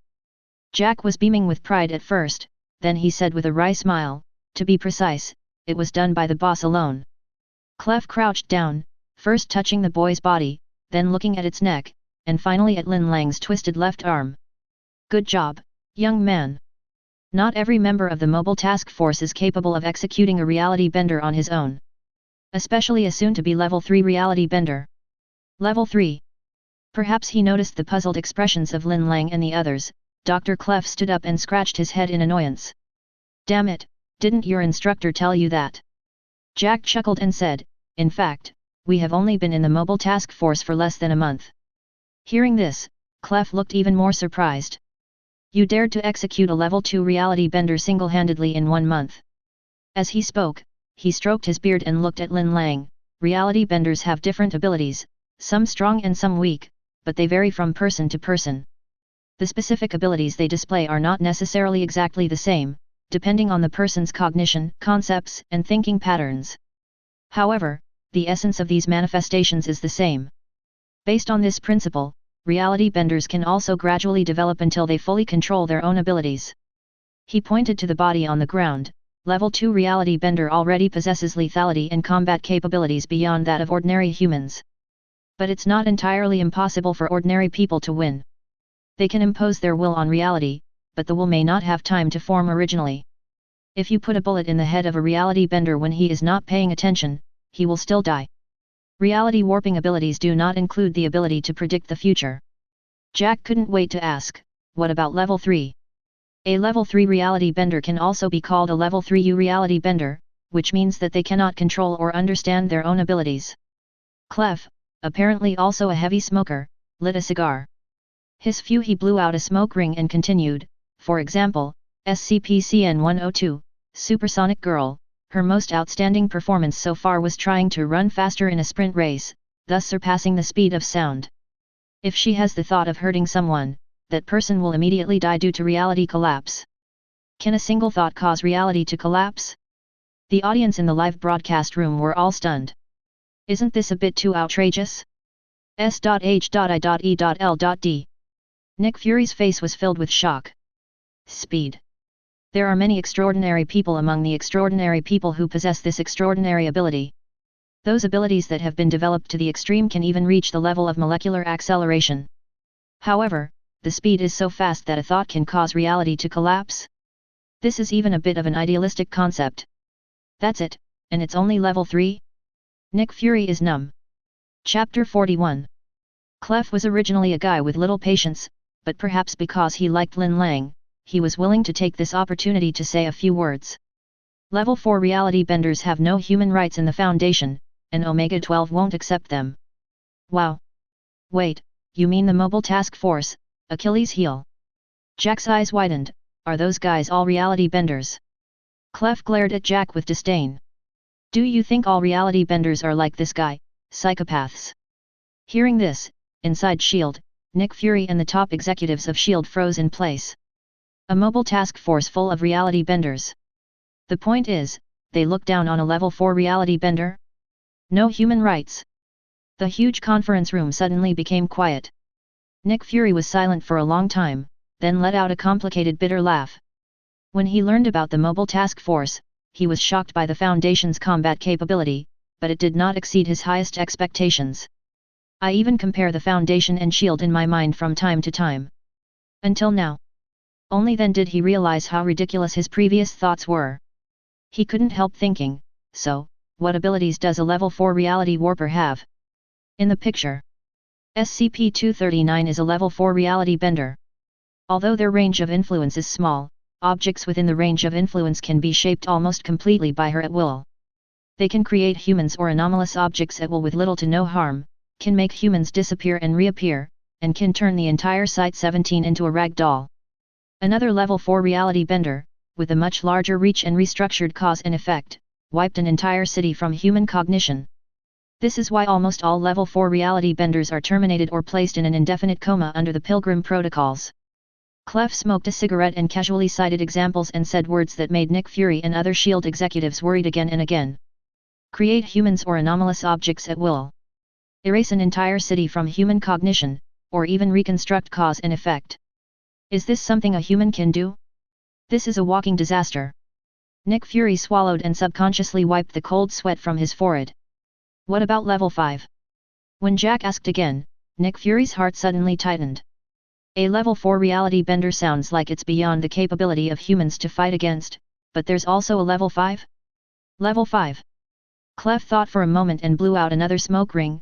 Level 5 reality bender, whose ability is threatening enough to cause a global restructuring of CK reality. Even the Pilgrim Protocol can't deal with them. Let me think of an example. Oh, right. Clef raised his voice, and everyone's hearts rose to their throats. SCP-2464, a comatose reality bender, has subconsciously created an infinite spatial anomaly within the cave. Just think about it, if she wakes up, what will the world be like? Perhaps because he was satisfied with the shocked expressions on Jack and the others' faces, Clef started to show his evil taste. He never stops until his words shock the world, and once again dropped an ultimate bombshell. Finally, above level 5, there is an informal grading system. Level 6 reality bender, yes. Everyone seemed to see a creepy Cheshire cat-like smile beneath a face covered in shadow. It's just what you think. Clef's voice came through the screen, reaching the peak of everyone's emotions. We call it God. As Clef said the last word in that weird voice, the entire Marvel world seemed to be paused. S.H.I.E.L.D, all the agents were frozen in place. Maria's hands holding the document trembled slightly. Natasha Romanoff didn't even blink. Nick Fury instinctively took a deep breath of fresh air, but still felt suffocated. God. This short sentence contains almost all the information about Level 6 reality benders. Supreme power. Endless power. Immortality, omnipotent. Nick Fury shuddered slightly, and he suddenly didn't dare to think about it anymore. Camartage. The Ancient One's hands behind his back trembled slightly. She had thought about this before. If the gods from the Foundation world came to Earth, would she be able to stop it? Now, she almost had her answer. No. There is no possibility at all. Asgard. When the word God was mentioned again, Loki's defense was no longer broken like before. He himself is an orthodox god, and therefore accepts the existence of other gods in the universe. But Level 6 reality bender. Such a god, would it be a bit too strong? Xavier Ability Academy. Level 6 reality bender. As he thought about what Clef said, the elderly Professor X was shocked. As a mutant, he had never questioned the anomalies in Lin Lang's memory, as well as information about the Foundation. Because in a sense, these mutants who possess magical powers are also within the scope of abnormality. However, with repeated exposure, anomalies appeared one after another. He discovered that even in the Foundation's world, these mutants seemed to be the lowest level of abnormal existence. Especially the reality benders mentioned this time. According to the Foundation, he subconsciously placed himself within the criteria for being a reality bender. The final result made him feel disappointed. At most between level 3 and level 4. He couldn't help but wonder, what level could the other Inhumans reach? Where's Black Bolt? Chapter 42. Maybe no one expected it. The shock brought by those few words from Doctor Strange in the picture was far greater than that of a level 2 reality bender executed by Lin Lang and his team. Clef was satisfied with everyone's reactions, until he saw Lin Lang's face with little emotional fluctuations, and was slightly surprised. Why? You seem to have a different opinion. Lin Lang shook his head. I just think it's a little too unbelievable. Unbelievable. Dr. Clef flashed his signature Cheshire Cat grin again. I swear, I love that word. Here, Agent. Clef moved closer to Lin Lang. Given your outstanding abilities, maybe I can write a request to transfer you to my team. How about that? As he spoke, his tone was a little vulgar. There is a hot office lady in my team. As soon as he finished speaking, everyone heard the verbal abuse coming from his headset. Clef, you're ABD. Oh shit, I forgot to turn off my mic, sorry Adams. Clef turned off the microphone in a panic, and the air of authority he had created before disappeared into thin air. He found an excuse and left without saying a few words.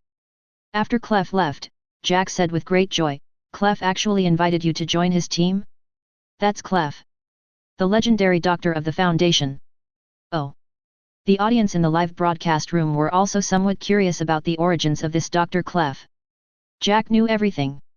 Let me put it this way.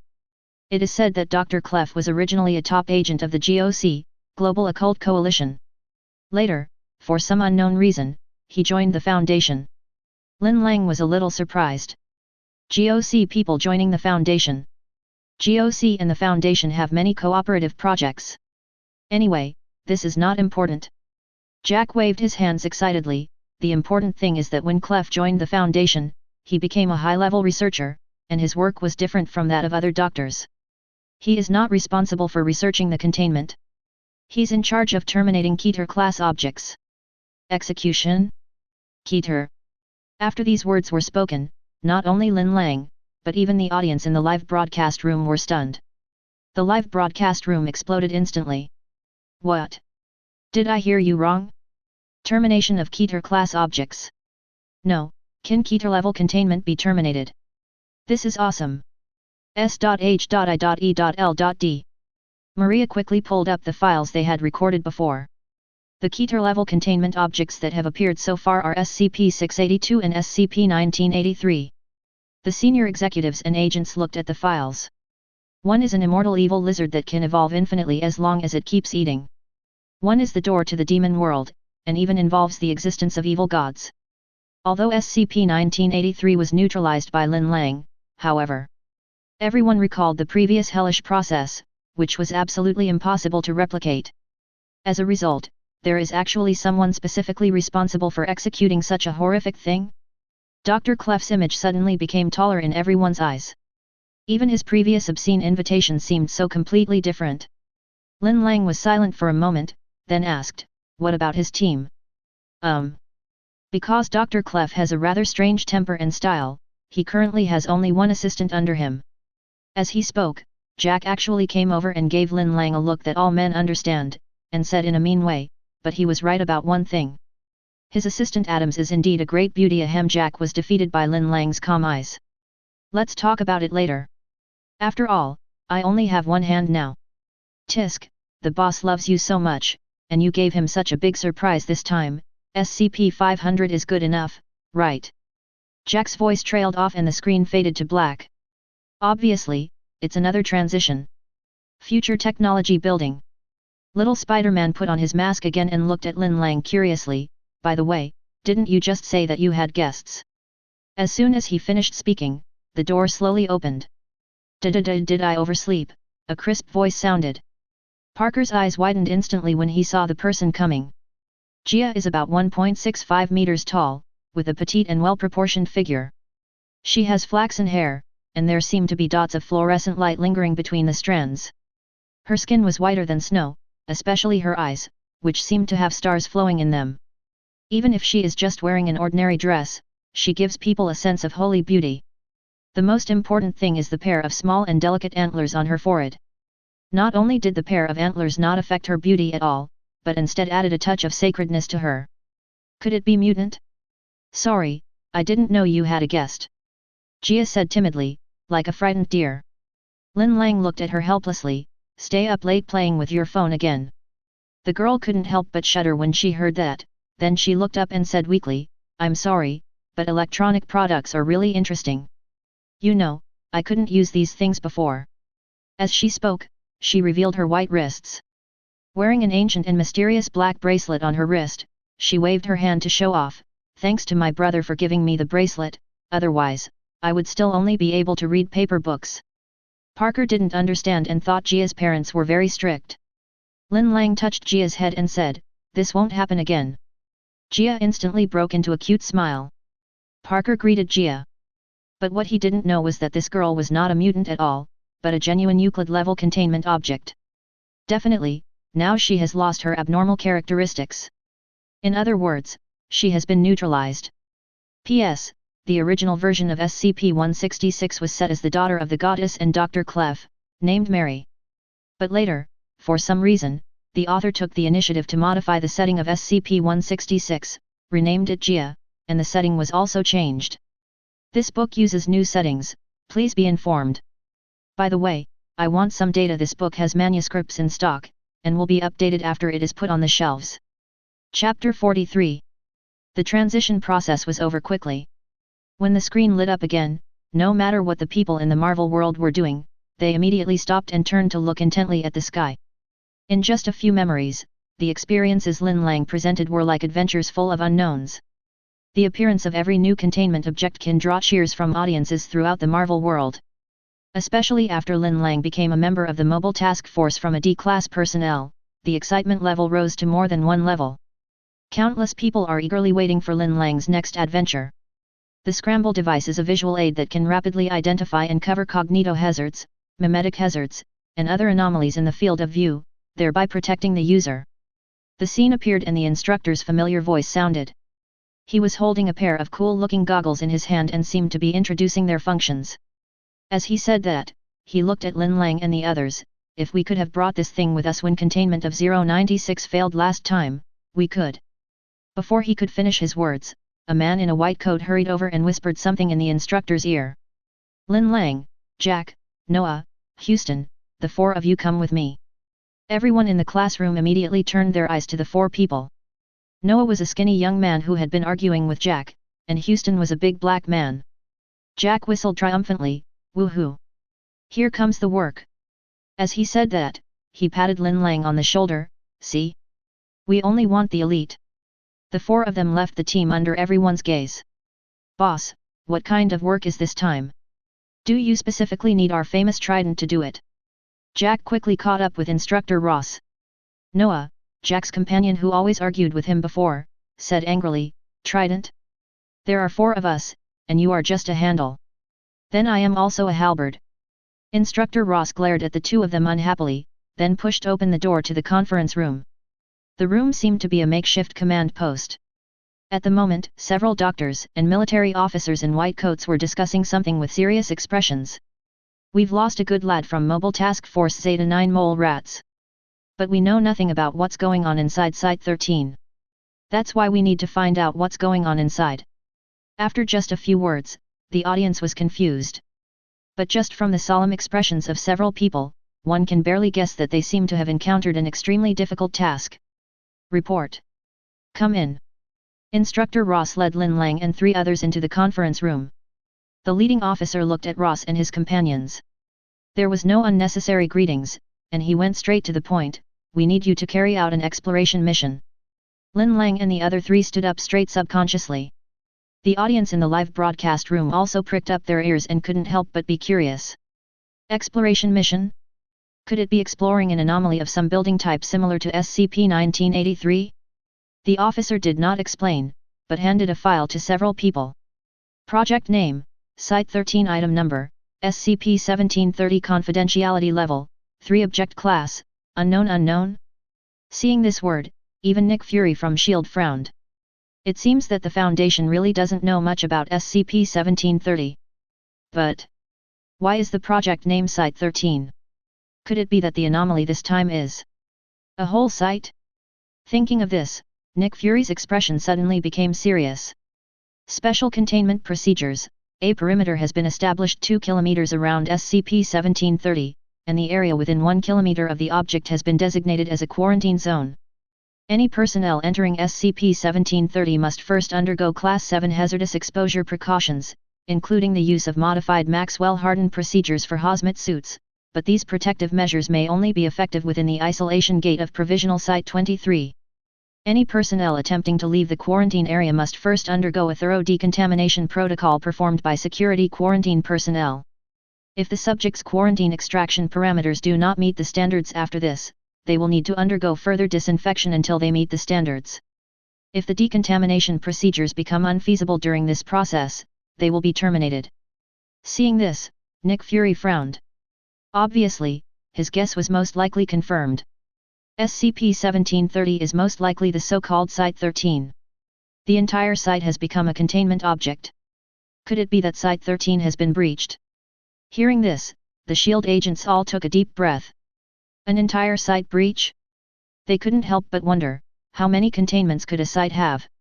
At least it won't be less than dozens, right? And such a site has a complete containment failure. Everyone subconsciously imagined that scene, and then shuddered at the same time. Natasha Romanoff bit her lip and looked at the screen. As a top agent, she risks her life almost every time she performs a mission. But even so, the difficulty of the current task was still beyond her imagination. Containment Procedure Update. Due to the high number of casualties among security and rescue teams caused by dangerous organisms and cognito-hazardous entities, Mobile Task Force Zeta 9 Mole Rats, has been assigned to all current exploration efforts. Containment Procedures Update. Due to the events detailed in Exploration Log 7, all future exploration of SCP-1730 has been suspended indefinitely, pending approval by overseeing personnel. Containment Procedure Update. Nick Fury's heart was pounding as he looked at the long list of containment procedure updates. Obviously, every update means that at least one member of the Mobile Task Force has died. For this mission, I can only say that it is worthy of the Mobile Task Force. Chapter 44. Description: SCP-1730 is a large complex building. Due to its relative isolation from other facilities and the low survival rate of those in contact with it, SCP-1730 may have been discovered before, but no report has been issued. SCP-1730 was formerly Foundation Site 13, located in Nome, Alaska. Traces of identifying markings left on the building and documents found within support this theory, which is inconsistent with current Foundation records. Current records indicate that Site 13 is a plan to build a larger and more advanced site in Nome than Site 19, but the plan has been abandoned and not completed. Tracing the origins of the plants on site, it was found that they were all native species in Alaska. It is not clear how Site-13 was moved to its current location. Seeing this, the audience in the live broadcast room was shocked. Only then did they react. This strange SCP-1730 is actually a Foundation containment site? Most importantly, it's a site unknown to the Foundation? What? I don't quite understand. It's a Foundation site, but the Foundation doesn't know about it. Could it be that this site just appeared out of nowhere? So, SCP-1730 is a base that has been completely breached. Oh my god, how many containers are there in there? Damn it, is this a task that a human can accomplish? Now, even the audience realized that the difficulty of this task seemed a little scary. SCP-1730 is currently in a state of severe disrepair, and appears to have been abandoned for some time. Despite several fuel leaks and fires throughout the facility, generators continue to operate in a damaged state, causing intermittent power outages throughout the site, hampering exploration and rescue efforts. SCP-1730 has confirmed that underground floors 2 to 15 are used to store various containment procedures, which have shown significant signs of wear and tear. This is the end of the file content. Although the document attempts to describe SCP-1730 as clearly as possible, due to the limitations of known information, there is very little useful intelligence. Everyone knows that SCP-1730 is a containment breach site. As for how many Foundation staff are there, how many storages are there, we have no idea what dangers are hidden. Damn it, it's gone. Jack shouted excitedly after reading it, is this a task that a human can accomplish? Jack. Shut up. Rose shouted, but his confidence was clearly lacking. Lin Lang and the other three were the most elite soldiers in his hands. He could tolerate them dying in the mission, but he could not tolerate them dying in vain. In his opinion, this current mission is to send people to die in vain. The doctor next to him obviously knew their concerns and said helplessly, although the agents who entered 1730 before did not come back, we received a distress signal from the mole not long ago. Jack's eyes widened. They're not dead yet? Oh shit, sorry, that's not what I meant. The doctor waved his hand, indicating that it was okay. This time you nine-tailed foxes are not fighting alone. Mobile Task Force Tau 5 Samsara, is on standby. Reincarnation. Jack whistled excitedly, then this mission is secured. Noah and Houston were extremely excited, but Lin Lang looked calm. Ross glared at the three of them unhappily, but he knew that he could only complain and had no way of refusing the Foundation's appointment. So he nodded, understood. See here, S.H.I.E.L.D. Reincarnation. Nick Fury was slightly stunned. Maria, the caring assistant, has retrieved the information about the task force that she had collected from the quarrel between Noah and Jack. Mobile Task Force Tau 5, Samsara, a group of undead cyborg clones created from the flesh and blood of a dead god. Tau 5 uses esoteric and experimental Foundation weaponry to investigate and contain thaumaturgical, magical, and supernatural threats. Undead cyborg clones, S.H.I.E.L.D's agents all took a deep breath. A race of undead cyborg clones built from the flesh and blood of dead gods. Immortality, and there is a group of them? Suddenly, they understood Jack's reaction. How can this be called a mobile task force? This is totally my dad. In the picture. The doctor repeated the task, enter SCP-1730 and explore as much as you can. If you can, try to find the members of the mole and bring them back. The screen suddenly went dark, and when it reappeared, Lin Lang and his companions were already fully armed and standing in front of huge amounts of modern buildings. There is endless Gobi Desert all around, with no human habitation. The first impression given by this building when it appears here is, it looks abrupt. However, the target of Lin Lang and others this time was not this building, but what was underneath this building. Radio is in place, how are you all? Instructor Ross's voice rang through everyone's earphones. No problem X4 Ross, everyone ready? Ready to go, X4 okay, stay calm, turn on the lights, and if you see anything suspicious, activate goggles 4 and warn other members. Before entering, Ross emphasized again, remember, the terrain here is unstable, so we are likely to be scattered. If this happens, stay where you are until the environment stabilizes and someone will come to pick you up. If no one responds, activate your broadcast and fire at all living things in sight. He paused and smiled, definitely, except for a few of us. Jack raised the machine gun in his arms and grinned, then there will definitely be a firefight. Several people started laughing. S.H.I.E.L.D.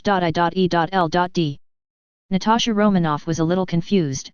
The interior terrain is unstable? What does that mean? Space anomaly. As if he remembered the distorted space kaleidoscope in the Death Gate before, Nick Fury's temples began to throb. He looked at the screen and sighed, I hope everything goes well for you. Chapter 45. Command Station, countdown 30 seconds. Houston, you lead, Ross explained. Our intelligence indicates that after entering from this entrance, we will pass through a long staircase, but there will be no other doors before reaching the bottom. So we will be more or less safe, understand? The black man Houston nodded, understood. Ross looked at Lin Lang again, any other questions? Lin, you have been silent. If we were to say which of these four people Instructor Ross trusts the most, it would obviously be Lin Lang. It's just that Lin Lang is usually too silent. I'm fine, sir. Ross grinned, okay, that's exactly what I want to hear. Side command, 10 seconds to go. Nine-tailed fox, you know the plan. After you enter, the Samsara team will enter in 4 hours. Ross nodded, took one last look at the four of them, and waved his hand, let's go. Just like that, under the gaze of all the audiences in the Marvel world, 5 people slowly walked into the building. As expected, the first space you enter is a long descending stairwell. The voice from Side Command said, Team, we are monitoring here, but if you hear, see, or experience anything unexpected, please let us know. Ross, got it. The team descended for 3 minutes. SCP-1730 was completely dark, with the only light coming from the shoulder lights of the Gumiho members. The darkness beneath the building seemed endless. Another 2 minutes of walking. What the hell? Wow, what the FK is this? Houston and Jack, who were walking in front, stopped suddenly.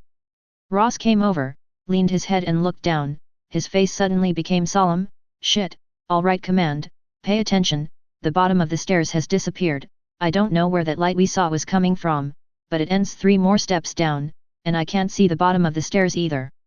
In the picture, the place where the building was originally has been completely replaced by darkness, and it looks like the stairs have suddenly disappeared. Noah suggested, how about we put something down there to see how deep it is? Jack smacked his lips. It looks bottomless if you ask me. At this moment, Lin Lang, who had been observing, seemed to notice something was wrong. Look, Ross, there's no void down there, there's a liquid. It doesn't reflect any light at all. It's pure black. When everyone looked, they found that it was true. This black liquid was like a black hole, swallowing up even the light around it. Looking from above, it looks like a bottomless pit. Ross's brows furrowed, wait a minute, oh, we are definitely not going in there, command, how far are we from the bottom of this stairwell? Side command, hold on, about 15 meters from estimated location. Hearing this, Ross made a prompt decision, everyone, this road is blocked. Let's go back and see if there is another way out. Before he could finish his words, Houston screamed, oh my god, it's rising. I saw that the liquid that looked like black water was surging up at a speed visible to the naked eye. Gurgle gurgle, everyone's breathing was stagnant, and Ross immediately shouted, damn it, okay boys, run the FK up. As they were talking, the black liquid was approaching everyone's leather boots. Lin Lang and his companions moved upwards quickly in silence. Boom boom boom. For a moment, the only sounds in the entire stairwell were the rapid footsteps of 5 people. However, Houston, which was previously in the lead, is now forced to run at the back. After a moment of hesitation, the black liquid clung to his legs like a bone ulcer. Houston fell to the ground, Jesus Christ, before he could finish his words, Lin Lang picked up Houston, who was much bigger than him. Houston's face was filled with panic. My legs, FK, my legs. Seeing that the black liquid was about to catch up again, Noah, who was running in the front, slammed open a door, there is another door here. Come on. Come in. Bang. Lin Lang carried Houston and struggled into the door at the nearby staircase, and the door closed. The black liquid seemed to be still rising, but was successfully blocked outside the door. Seeing this, the audience in the live broadcast room breathed a sigh of relief at the same time. The terrifying scene just now seemed to be still vivid in front of my eyes. No one expected that the 5 people had encountered such a dangerous situation less than 10 minutes after entering 1730. S.H.I.E.L.D. Nick Fury stared at Houston's disappearing legs on the screen. Just a hit, and it's gone. He couldn't help but asked in shock, what the hell is that black liquid? Sitsiza, what happened? Can you hear it? The voice from the command center sounded. In the room, Lin Lang and others looked at Houston's legs with serious expressions. Ross swallowed and suppressed the panic in his heart. Okay, sorry, command, everything happened too fast. Houston fell on the stairs, and his legs were covered by that thing. Now they are gone, the incision is very clean. It's like they were never there. Only Houston looked weird. I can actually feel them, guys, it's like... He paused. I saw them disappear, but I wasn't hurt. I think I can still stand up. As he spoke, Houston stood up tremblingly. He was gone below his knees, but his body floated as if his legs were still there. Jack waved his hand beneath Houston's knees, unhindered. Seeing such a ridiculous scene, Jack trembled and cursed loudly, what the hell is this? The others were also confused, even Lin Lang was a little absent-minded. Ross swallowed, okay, let's do this for now. You're not hurt, Houston. Houston touched the back of his head and said, I don't think there's anything wrong with it. Jack was still a little scared. Oh, this is FG crazy, command, do you understand this phenomenon? I know nothing. While everyone was chatting, Lin Lang inspected the room. Found that this seemed to be a maintenance corridor. The walls are covered with pipes and instruments. There were words written on the wall in a bright red paint, what happened at Site 13. Jack read it out word for word. This phrase appears over and over again. It's everywhere. Command, isn't this really a meme? People were walking in the corridor. Houston suddenly asked, there seems to be something around the corner. Is it a person? Ross came to the front, approach carefully and stay alert. After walking a few steps, everyone saw a person. I saw a person embedded in the wall. Chapter 46. It was a human body that was so decomposed and badly damaged that it was impossible to tell its age. The most important thing is that his body is integrated with the wall behind him. At first glance, it looks like a person growing out of the wall. Not only that, several spatial distortions were apparent nearby, such as the ceiling and walls twisting together. However, S.H.I.E.L.D. What the hell is going on?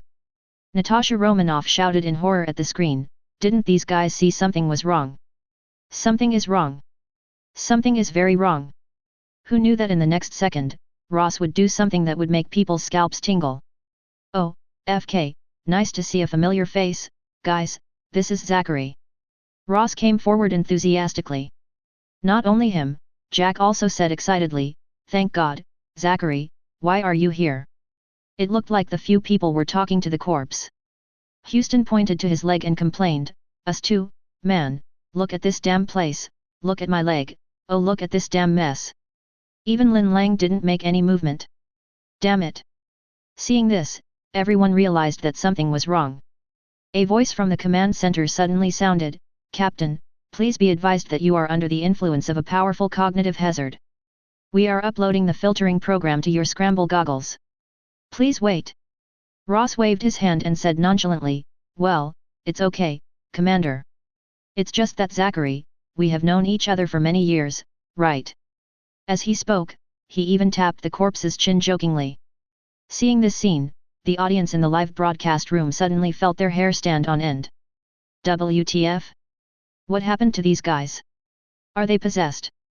Damn it, can they really talk to this corpse? That's right. Cognitohazard.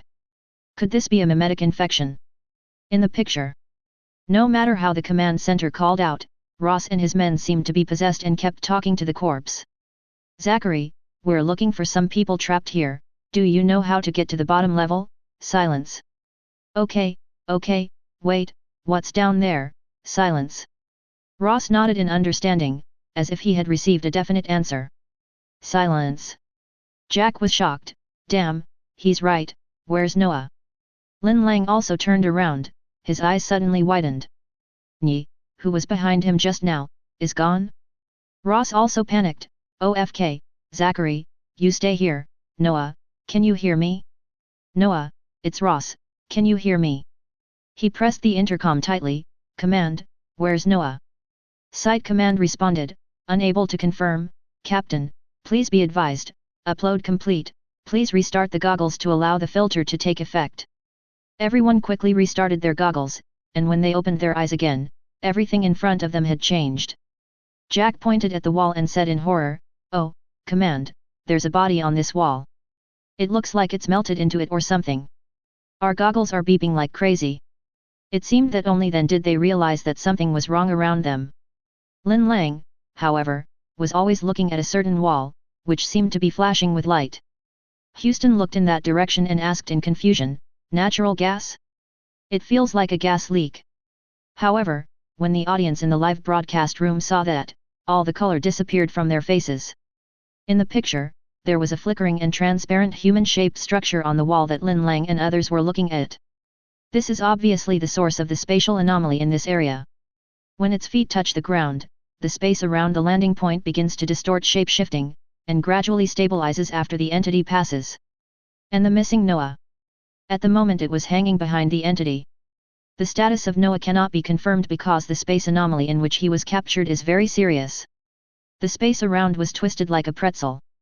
Noah seemed to try to move slightly, but as the entity moved, the distortion of space continued to intensify. Seeing such a strange scene, everyone was stunned. Ross gnashed his teeth and said, "Fire! Fire, you bastards!" As soon as he finished speaking, intensive gunfire suddenly rang out in the corridor. Da-da-day! Da-da-day! The scorching flames continued to pour towards each other. However, before the bullet hits the entity, its trajectory changes. Twisted and spun before the entity, shooting feebly into the floor or ceiling. Space distortion. Nick Fury blurted out. Everyone is very familiar with this thing, because both in 1983 and the second-level reality warper had this ability. But no one expected that the situation would take a turn for the worse just half an hour into 1730. First there was an inexplicable black tide, and now this weird thing has appeared again. "It's no use, Captain, we have to FK, my arm." Houston seemed to be pulled by an invisible force. Houston screamed as a shimmering transparent appendage extended from the nearest wall to his arm and began to visibly twist. Lin Lang was the first to react. "Jack, anchor." "Oh, yes." Jack immediately took out the small portable Scranton reality anchor, and Lin Lang and Ross took the opportunity to pull the trigger. Da-da-day! Da-da-day! Wow! All they heard was a strange howl. After a few seconds of flashing red light, the entity turned into a very ugly and weird elongated humanoid figure. The spatial anomaly around it was locked by the anchor and violently reset, generating a large amount of pressure waves in the confined space. Houston immediately broke free from control, distanced himself with lingering fear, and then looked at his hands. "Oh, my hand." His left arm was bright red, but uninjured. Lin Lang examined it. "The color will fade. This is the anchor cooling down. Are you okay?" Houston, who survived the disaster, breathed a sigh of relief. "Yes, I'm fine, thank you." "Lin, you have saved me twice." Just as Lin Lang was about to speak, he heard Ross's hurried and flustered voice, "Christ! Noah? Noah, are you there?" The response to him was silence. "Has anyone seen Noah?" Jack sighed and pointed to the wall with a trembling voice, "Rose, here. Noah is, on the wall." As the dust settled, the picture became clear. And Noah's figure also emerged. I saw that some of his limbs were integrated with the walls, ceiling, and floor within a 10-meter range. Not moving. Noah is dead. Chapter 47. What the hell? What the hell? What the hell is this? Damn it, he merged with the wall. Too scary, is this space distortion? Oh my god, how can we continue this mission? The audience in the live broadcast room were all heartbroken when they saw such a shocking scene. S.H.I.E.L.D. Natasha Romanoff's face turned pale. Damn it, is this a task that a human can do? Nick Fury sighed. Isn't this just the way things are for a mobile task force? Go to the most threatening place, to deal with the most terrifying existence. The mobile task force seems to be born to deal with death. Ugh FK. F.K. Houston collapsed to the ground in despair. Jack muttered softly in a trance. Lin Lang looked at Ross, who looked dejected. Captain, we lost Noah. He's in the wall. Do you want to continue? The response to him was silence. Side command, team, you must understand that returning to the surface will be more dangerous than continuing the mission. Ross scratched his hair. How should I know? I have no idea what's here. Everything that happened here is so unbelievable. I don't even know if we can get back. No team ever got back alive, right? He was obviously traumatized by Noah's death. Coupled with this strange place and the endless dangers, Ross felt a little off. Side command, yes. Ross was silent. He looked at Jack, who stood up silently, then looked at Houston, whose eyes gradually became tougher, and finally looked at Lin Lang, whose eyes were calm. He seemed to have made up his mind. Honestly, whatever happens here can't be any worse than what we saw on the way back. It doesn't make any difference in the end. He paused. Anyway, let's keep going. Side command, yes. If you achieve your objective, we will prepare another team to pick you up. It will take approximately 4 hours. Ross smiled somewhat dejectedly and said, send another team? Which idiots are willing to come here and die? Reincarnation. Ross paused and forced a smile. Okay, that sounds cool, I get it. After that, he looked at Lin Lang and the other two, nodded, and the 4 of them continued on their way. The team continued to move forward for a while, with smooth progress. They passed through several areas, including the looted infirmary, the canteen that blends into the slag, and a wing of containment units marked Olympia-class at a depth of no less than 100 meters. Finally, they arrived at a room that seemed to be a telecommunications room, with an turned-on electronic screen on the wall. Ross walked in front. Calm down, everyone, search this room and see if there is anything that can be used above. These terminals are powered, I will collect the data. Houston began to operate. Sizzle. There was a sound like wireless noise coming from the other end of the room, and Lin Lang and Jack walked towards the electronic screen. Jack looked around and wondered, is it surveillance or video? Just then, the screen flickered. A standard containment unit appears on screen, though it lacks any comforts or items. The red light behind the camera came on, illuminating the dim space. A long human figure was crouched in the corner. Wait, what is this? Houston walked over following the sound, and when he saw the screen, his face was shocked. This is Joker Barber. As the name was mentioned, the figure in the corner looked towards the camera. It actually spoke. What? What are you doing? Who are you? Ross frowned. Christ.my name is Ephraim Ross, I'm an agent. Wait, who are you? At this time, everyone clearly saw that the human figure moved sideways. More parts emerged from the darkness. Red light illuminates its eyes, a pair of Joker-like eyes. Then in a weird voice, You're different, you smell different, you know I can smell you, even here. Ross frowned, you're Joker Barber, right? The humanoid figure slowly crossed the containment unit and left the area illuminated by the red light. It moved unsteadily and gradually approached the camera. The scene was so weird no matter how you looked at it, the audience in the live broadcast room were so nervous that their hearts were in their throats. I was afraid that this guy was another containment subject infected with life memes or suffering from space distortion. But thankfully, although its behavior was a little strange, it seemed to be able to communicate. When I was Barber, they gave me a number, but your friend he didn't like the number, saying we were equal to numbers. I'm not Barber, but I used to be Barber. Joker Barber said something incomprehensible, then looked at the camera, you shouldn't be here, man, you don't fit in here, you're in the wrong place, like me, like us. Ross frowned, as if he felt that this conversation was meaningless. But still asked, what happened here? Dad Emerson played a tricky little game with the cosmic rays, moving through them like a tightrope, and gaping in surprise when he fell. Joker Barber laughed and lowered his voice.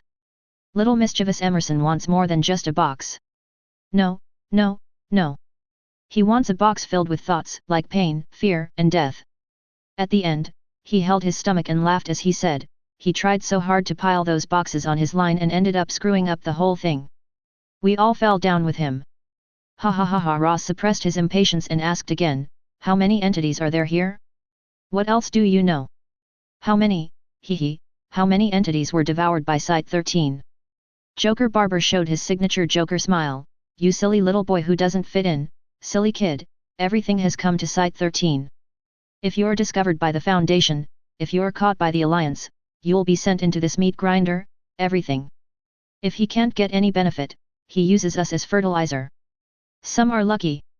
Bobble was lucky to be thrown into an interesting box to play with and fiddle with, to be experimented on, to see what sounds we make when we are dying.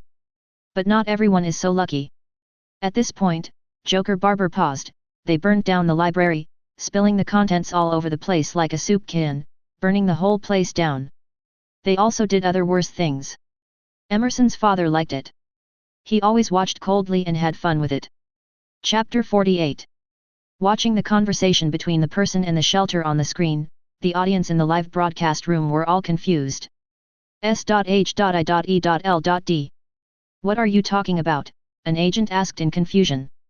Why do I feel like this Joker Bobber seems to know a lot of things? Natasha Romanoff asked uncertainly. That's right. Nick Fury analyzed, especially the last sentence, it contains a lot of information. It sounds like Site 13 is a place within the Foundation that handles anomalies. The more Nick Fury thought about it, the more he felt that this might be the truth. The staff at this site not only destroyed anomalies, but tortured and abused them. Finally, something unexpected happened. Natasha Romanoff followed Nick Fury's guess and continued, because of an operational error, the containment failed, and then the entire site was destroyed. Nick Fury nodded, his eyes fixed on the screen, repeating the name over and over again. Emerson. Perhaps, this person is the culprit behind all this. In the picture, Ross seemed to have sorted out some important information from it. He continued to ask, what is worse? Joker Barber approaches the camera and is exposed under red lights. At this time, the audience in the live broadcast room saw the guy's complete face for the first time. As important parts of its body moved, they were severely distorted by shape-shifting due to the static interference of the video, and seemed to cut into the humanoid body, causing lacerations that were seeping with yellow liquid. And as he moved, he seemed to lose most of his shape and became static. As its cheek approaches the camera, one eye is still. The moment this scene was seen, the live broadcast room was instantly filled with a barrage of insults. That face that could definitely give people nightmares was stuck on the screen, and even Lin Lang and the others frowned. All I heard was its piercing, high-pitched voice, everything. Ross wanted to ask more questions, but Houston suddenly interrupted, Captain, we received some information that seems to be from survivors. We have to move forward. Survivor. Ross paused, then immediately said, okay, let's move on. Inside the containment room, Joker Barber showed a strange smile and said suggestively, have fun, kid. Don't get bit by the dead bugs. By the way, if you meet Emerson's father, please help me kill him. Ha ha ha ha. Joker's laughter, like a blackboard eraser scraping across glass, echoed on the screen until Lin Lang and the others walked away. Lin Lang and his team passed through the communications room and entered the main corridor, approaching them as Houston received the signal. Finally, they came to a new area. Unexpectedly, at this moment, the picture suddenly went dark. It was not until more than 10 seconds later that intermittent sounds were heard coming from inside. Command? Command? Are you there? Do you hear me? Site Command, Houston? We hear you. Are you okay? Is everyone okay? Oh, really, thank God, we have been trying to contact you. Houston's voice was a little excited. Yes, we found the survivors. They were trapped in. I don't know where this place is, but it's not suitable for long-term residence. There are 20 or 30 people here. We also found some of our agents, some people from the Mole and one from Gulliver's Traveler. They are all here. The site command was stunned for a moment, as if they had not expected the situation to go so smoothly. Are you ready to evacuate? Well, yes, that's right, but we can't do that, not at the moment. Houston sighed and said in a serious tone, the situation here is far worse than we anticipated, Commander. I don't know how they keep these things contained, but every containment unit is open. He cursed like he was venting his anger, and said, it's FG real, it really is. The corridors nearby are filled with noises coming from those things. I think they're looking for us. I think they're PD, and if they find us we wouldn't even have the bullets to defend ourselves, let alone carry these people out. Site Command paused, as if processing the information in Houston's words. After a moment of silence, they asked, how long were you there? Houston asked uncertainly, 3 days? Maybe longer. Received. Nine-tailed fox squad, Samsara will depart immediately. It better be FG right. Tell them to hurry up. Jack interrupted rudely. Seeing this, the audience in the live broadcast room finally felt relieved. Damn. Finally got in the FG place. Yeah, this journey is full of dangers. It's damn dangerous. I didn't expect there are actually survivors here. They are worthy of being the mobile task force. However, S.H.I.E.L.D. Nick Fury frowned. He always felt like he had overlooked something. Nick Fury caught a glimpse of Natasha Romanoff looking at her watch, and sparks suddenly exploded in his mind. He knew what he had overlooked. It's time. Before entering 1730, the site command said that the reincarnation team would be sent in within 4 hours. But now Houston said that they have been there for at least 3 days, but the Samsara team has not set out yet? He stared at the screen blankly, with only one question in his mind. Is there something wrong with Lin Lang's schedule? Or is there something wrong with the external time? If there was a problem with Lin Lang and the others' timing, then what did they encounter during these 3 days? Everything was like a shadow, shrouding Nick Fury's mind. He had a feeling that this mission would definitely not be as easy as everyone imagined. Suppressing his inner anxiety, Nick Fury continued watching. Chapter 49. Chapter 49, Shock. Immortal Reincarnation. In the following period of time, Lin Lang and his group seemed to be blessed by the goddess of luck. The group first found ammunition supplies, and then the Tau 5 Samsara team sent by the Foundation successfully reunited with the group. Although there were only 4 people in the Samsara rescue team, everyone felt relieved when they saw that they were armed to the teeth. The leader of the reincarnation rescue team is T5 Irantu, who at the moment is negotiating with Ross and other team leaders. Jack leaned over to Lin Lang, looking at them with envy, while reading out their equipment like a dish: anti-thaumaturgical ward implants, Cento Occult 3 environmental awareness system, cyber enhancements including wall-mounted high-explosive cannons, leg shock-absorbing kits, heat-resistant plating, and adaptive embedded scramble devices. By the end, envy turned into jealousy. Damn, the only high-tech thing on our body is this crappy scramble device, and it almost didn't work. Houston chuckled, don't you always say that firepower is the romance of men? Why are you interested in iron lumps? Jack was about to retort when Rose shouted. The 3 of them walked over, and just as Jack was about to speak, T5 Irantu pointed at his intercom and said, microphone. Jack's face darkened. Do we really have to record all of this? Hey Jack! Shut your filthy mouth and do what he says. Jack shrugged, you have the final say, King Kong. T5 Irantu was not angry about the nickname Jack gave him, but politely said, thank you. Anru just finished designing the evacuation plan. Let her explain it. T5 Anru is a female team member. Compared to the exaggerated mechas of other Samsara team members, her equipment is much lighter. The route we took was destroyed by the anomalous entity in the data center. After talking with Dr. Scott and his colleagues, we planned a route to get as far away from the main threat as possible. Anru paused. Unfortunately, we know very little about the threat, and even Dr. Scott doesn't have full information on all the objects contained within the site. So, we still have to be extra careful. Seeing everyone's confused faces, she blinked unconfidently. Have I made myself clear enough? Everyone. What's the difference between saying it and not saying it? Jack curled his lips. Yeah, maybe. Rose glared at him, then asked, so, how should we go? Upon hearing this, Anru immediately stretched out his left arm and turned on the projection function. Soon, a 3D holographic map appeared before everyone's eyes. The entirety of SCP-1730 appears to be an umbrella, with the area beneath the ground resembling a long, thin handle. According to Anru, more than half of the area is an incinerator. There are countless places marked as red dangerous. In a sense, there is almost no absolutely safe place in this site. She pointed to a green dot and said, we entered from here and here. The biggest problem at the moment is that the lower level of this site is unstable. Then he pointed to a white building and said, according to the proposal of Dr. Scott and Captain Hollis, we will first head to this area of the facility. The thresher device is also there. It is it that causes spatial instability. Anru paused, then pointed his finger to mark a green path. Although we cannot destroy the equipment without endangering our lives and the lives of the personnel on the ground, we can at least temporarily cut off its power supply and maintain a relatively stable way out, here. Hollis, the leader of Mobile Task Force Z9 Mole, added, I got lost shortly after entering, and ended up in that room, where I was attacked by some subtle creatures. Perhaps they were carrying some kind of anti-mem. Anti-mem? Ross frowned. What kind of creature? I'm not sure, but it looks like a winged insect. Hollis said uncertainly, I was able to escape, but they're definitely still far away. That machine draws an incredible amount of power from the rest of the site's energy sources, and the creatures I saw feed on that, so, that's where it must be. Irantu, the leader of T5, began to assign tasks.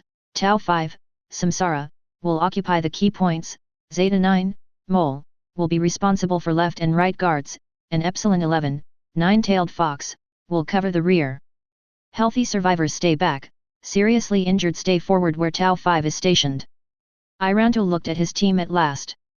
If we are flanked or pursued, follow standard multi-unit defense rules, while using Tau 5 to intercept the highest threat whenever possible. Ross also added, keep the communication clear. Tau 5 and the leader have priority on the channel. Don't talk nonsense. There will be plenty of time to communicate when we get to the ground. After saying that, he glared at Jack deliberately, obviously reminding this chatterbox. Jack rolled his eyes in response. After Irantu briefed the survivors on the plan, they broke up their formation and began to move. However, at this moment, Lin Lang suddenly found something wrong. Attention, there's something at the door. Everyone looked in the direction of the sound and found a thick, sticky black liquid seeping out of the cracks in the wall. More tiny creatures were wriggling in the cracks.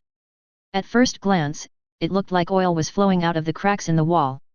But when I looked closely, my scalp suddenly went numb.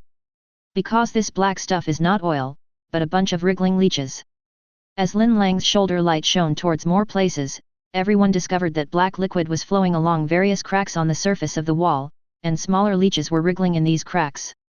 The members of the Samsara team had obviously seen this thing. Enru explained to Lin Lang, these things are leeches. They are distributed almost throughout the walls of the site. Ross's scalp tingled. FK, Irantu, we have to turn around. Irantu nodded and looked at his companions, agreed. Let's go, Munru, Nanku, blow up the gate so that we can leave more easily. While Nanku and Munru were setting up explosives around the door frame, everyone could clearly see black leeches crawling under the door frame, deepening the cracks in the wall. Chapter 50. Boom. With a shake, everyone finally took the first step to escape. Irantu took the lead, but within a few minutes, he saw Irantu at the front waving, my optics prompted. He stopped everyone, then drew a weapon and walked to the corner of the corridor alone. Damn! There's a dangerous meme there. Jack said uneasily as he approached Lin Lang. Dangerous memes? The audience in the live broadcast room were also stunned when they heard this word again. But what shocked them even more was that, faced with dangerous memes, Irantu went up with bare hands. Are you crazy? The result is the next moment. A vaguely humanoid entity appears further down the hallway. The other was drawing patterns on the wall with his long, curved fingers. The strange thing is that every pattern drawn appears as a shadow in the eyes of the audience in the live broadcast room. It's as if it was deliberately hidden. S.H.I.E.L.D. Could it be that these patterns have the ability to be infected by memes? Natasha Romanoff blurted out. Nick Fury agrees with her. Unexpectedly, at this moment, something strange happened. The entity turned towards everyone and seemed to open a single white eye, but it was also blocked by the black mist. Swish! The entity suddenly began to move, and its size changed dramatically with the movement. I saw its robe spread out to one side and was shrouded in black mist again. Seeing this, everyone was stunned. This guy has the meme infection ability all over his body? Bang! A loud gunshot interrupted everyone's surprise. Snap! Lin Lang reloads his gun. Raise your gun. Aim, pull the trigger. Lin Lang's movements were smooth and the bullet successfully penetrated the entity. The creature rolled backwards from being hit by bullets, its flesh pierced. At this time, others reacted. Munru of the Samsara squad loaded the incendiary grenade and pulled the trigger. Boom! The burst of flames instantly ignited the entity. Squeak! All they heard was a series of tiny noises. It began to frantically scratch the right wall, as if trying to get through the wall and away from the muzzle of the gun. Bang! Lin Lang fires again, striking the entity. The other party then collapsed to the ground. The battle happened quickly and ended even faster. During the whole process, only Lin Lang and 2 members of the Samsara team reacted and shot and killed each other. The others looked at the 3, while Munru and Nanko looked at Lin Lang, their eyes full of disbelief. Damn it, how did you react? You know, they are all half-robots in their reincarnations, with countless black tech plugins of the Foundation installed in their bodies. But what about Lin Lang? Obviously just an ordinary person. Lin Lang replied coldly, instinct. Instinct. Munru and Nanko looked at each other in bewilderment. The audience in the live broadcast room laughed out loud when they saw this scene. What? Instinct? Shocked for 100 years, those 2 idiots were stunned. Haha, if it was Jack who said that, I would think he was showing off, but when Lin Lang said that, I would just think he was being humble. In the picture, everyone who reacted subconsciously moved away from the entity. Irantu, the captain of Samsara, walked by and asked, "Is everything okay?" The team member was about to speak when the corridor suddenly shook violently. Before anyone could react, the floor beneath the limp humanoid entity suddenly collapsed and fell. In the blink of an eye, a big hole appeared. Everyone looked at the cave in doubt and did not dare to move forward rashly. Just at this moment, a long, smooth black creature shot out from the cave like a sharp sword. Its eyes were blood red and its mouth was full of sharp teeth. Then it suddenly opened its mouth wide and bit the entity. This? The sudden scene made everyone stunned. The audience in the live broadcast room opened their eyes wide with astonishment on their faces. This guy swallowed the mimetic anomaly. Not only that, the black monster also let out a terrifying scream while devouring S.H.I.E.L.D. What the hell is this? Natasha Romanoff was confused. Mimetic infection doesn't distinguish whether you are an animal or a human. As a result, this thing actually ate the mimetic entity as food? Natasha Romanoff exhaled heavily, her emotions still a little unsettled.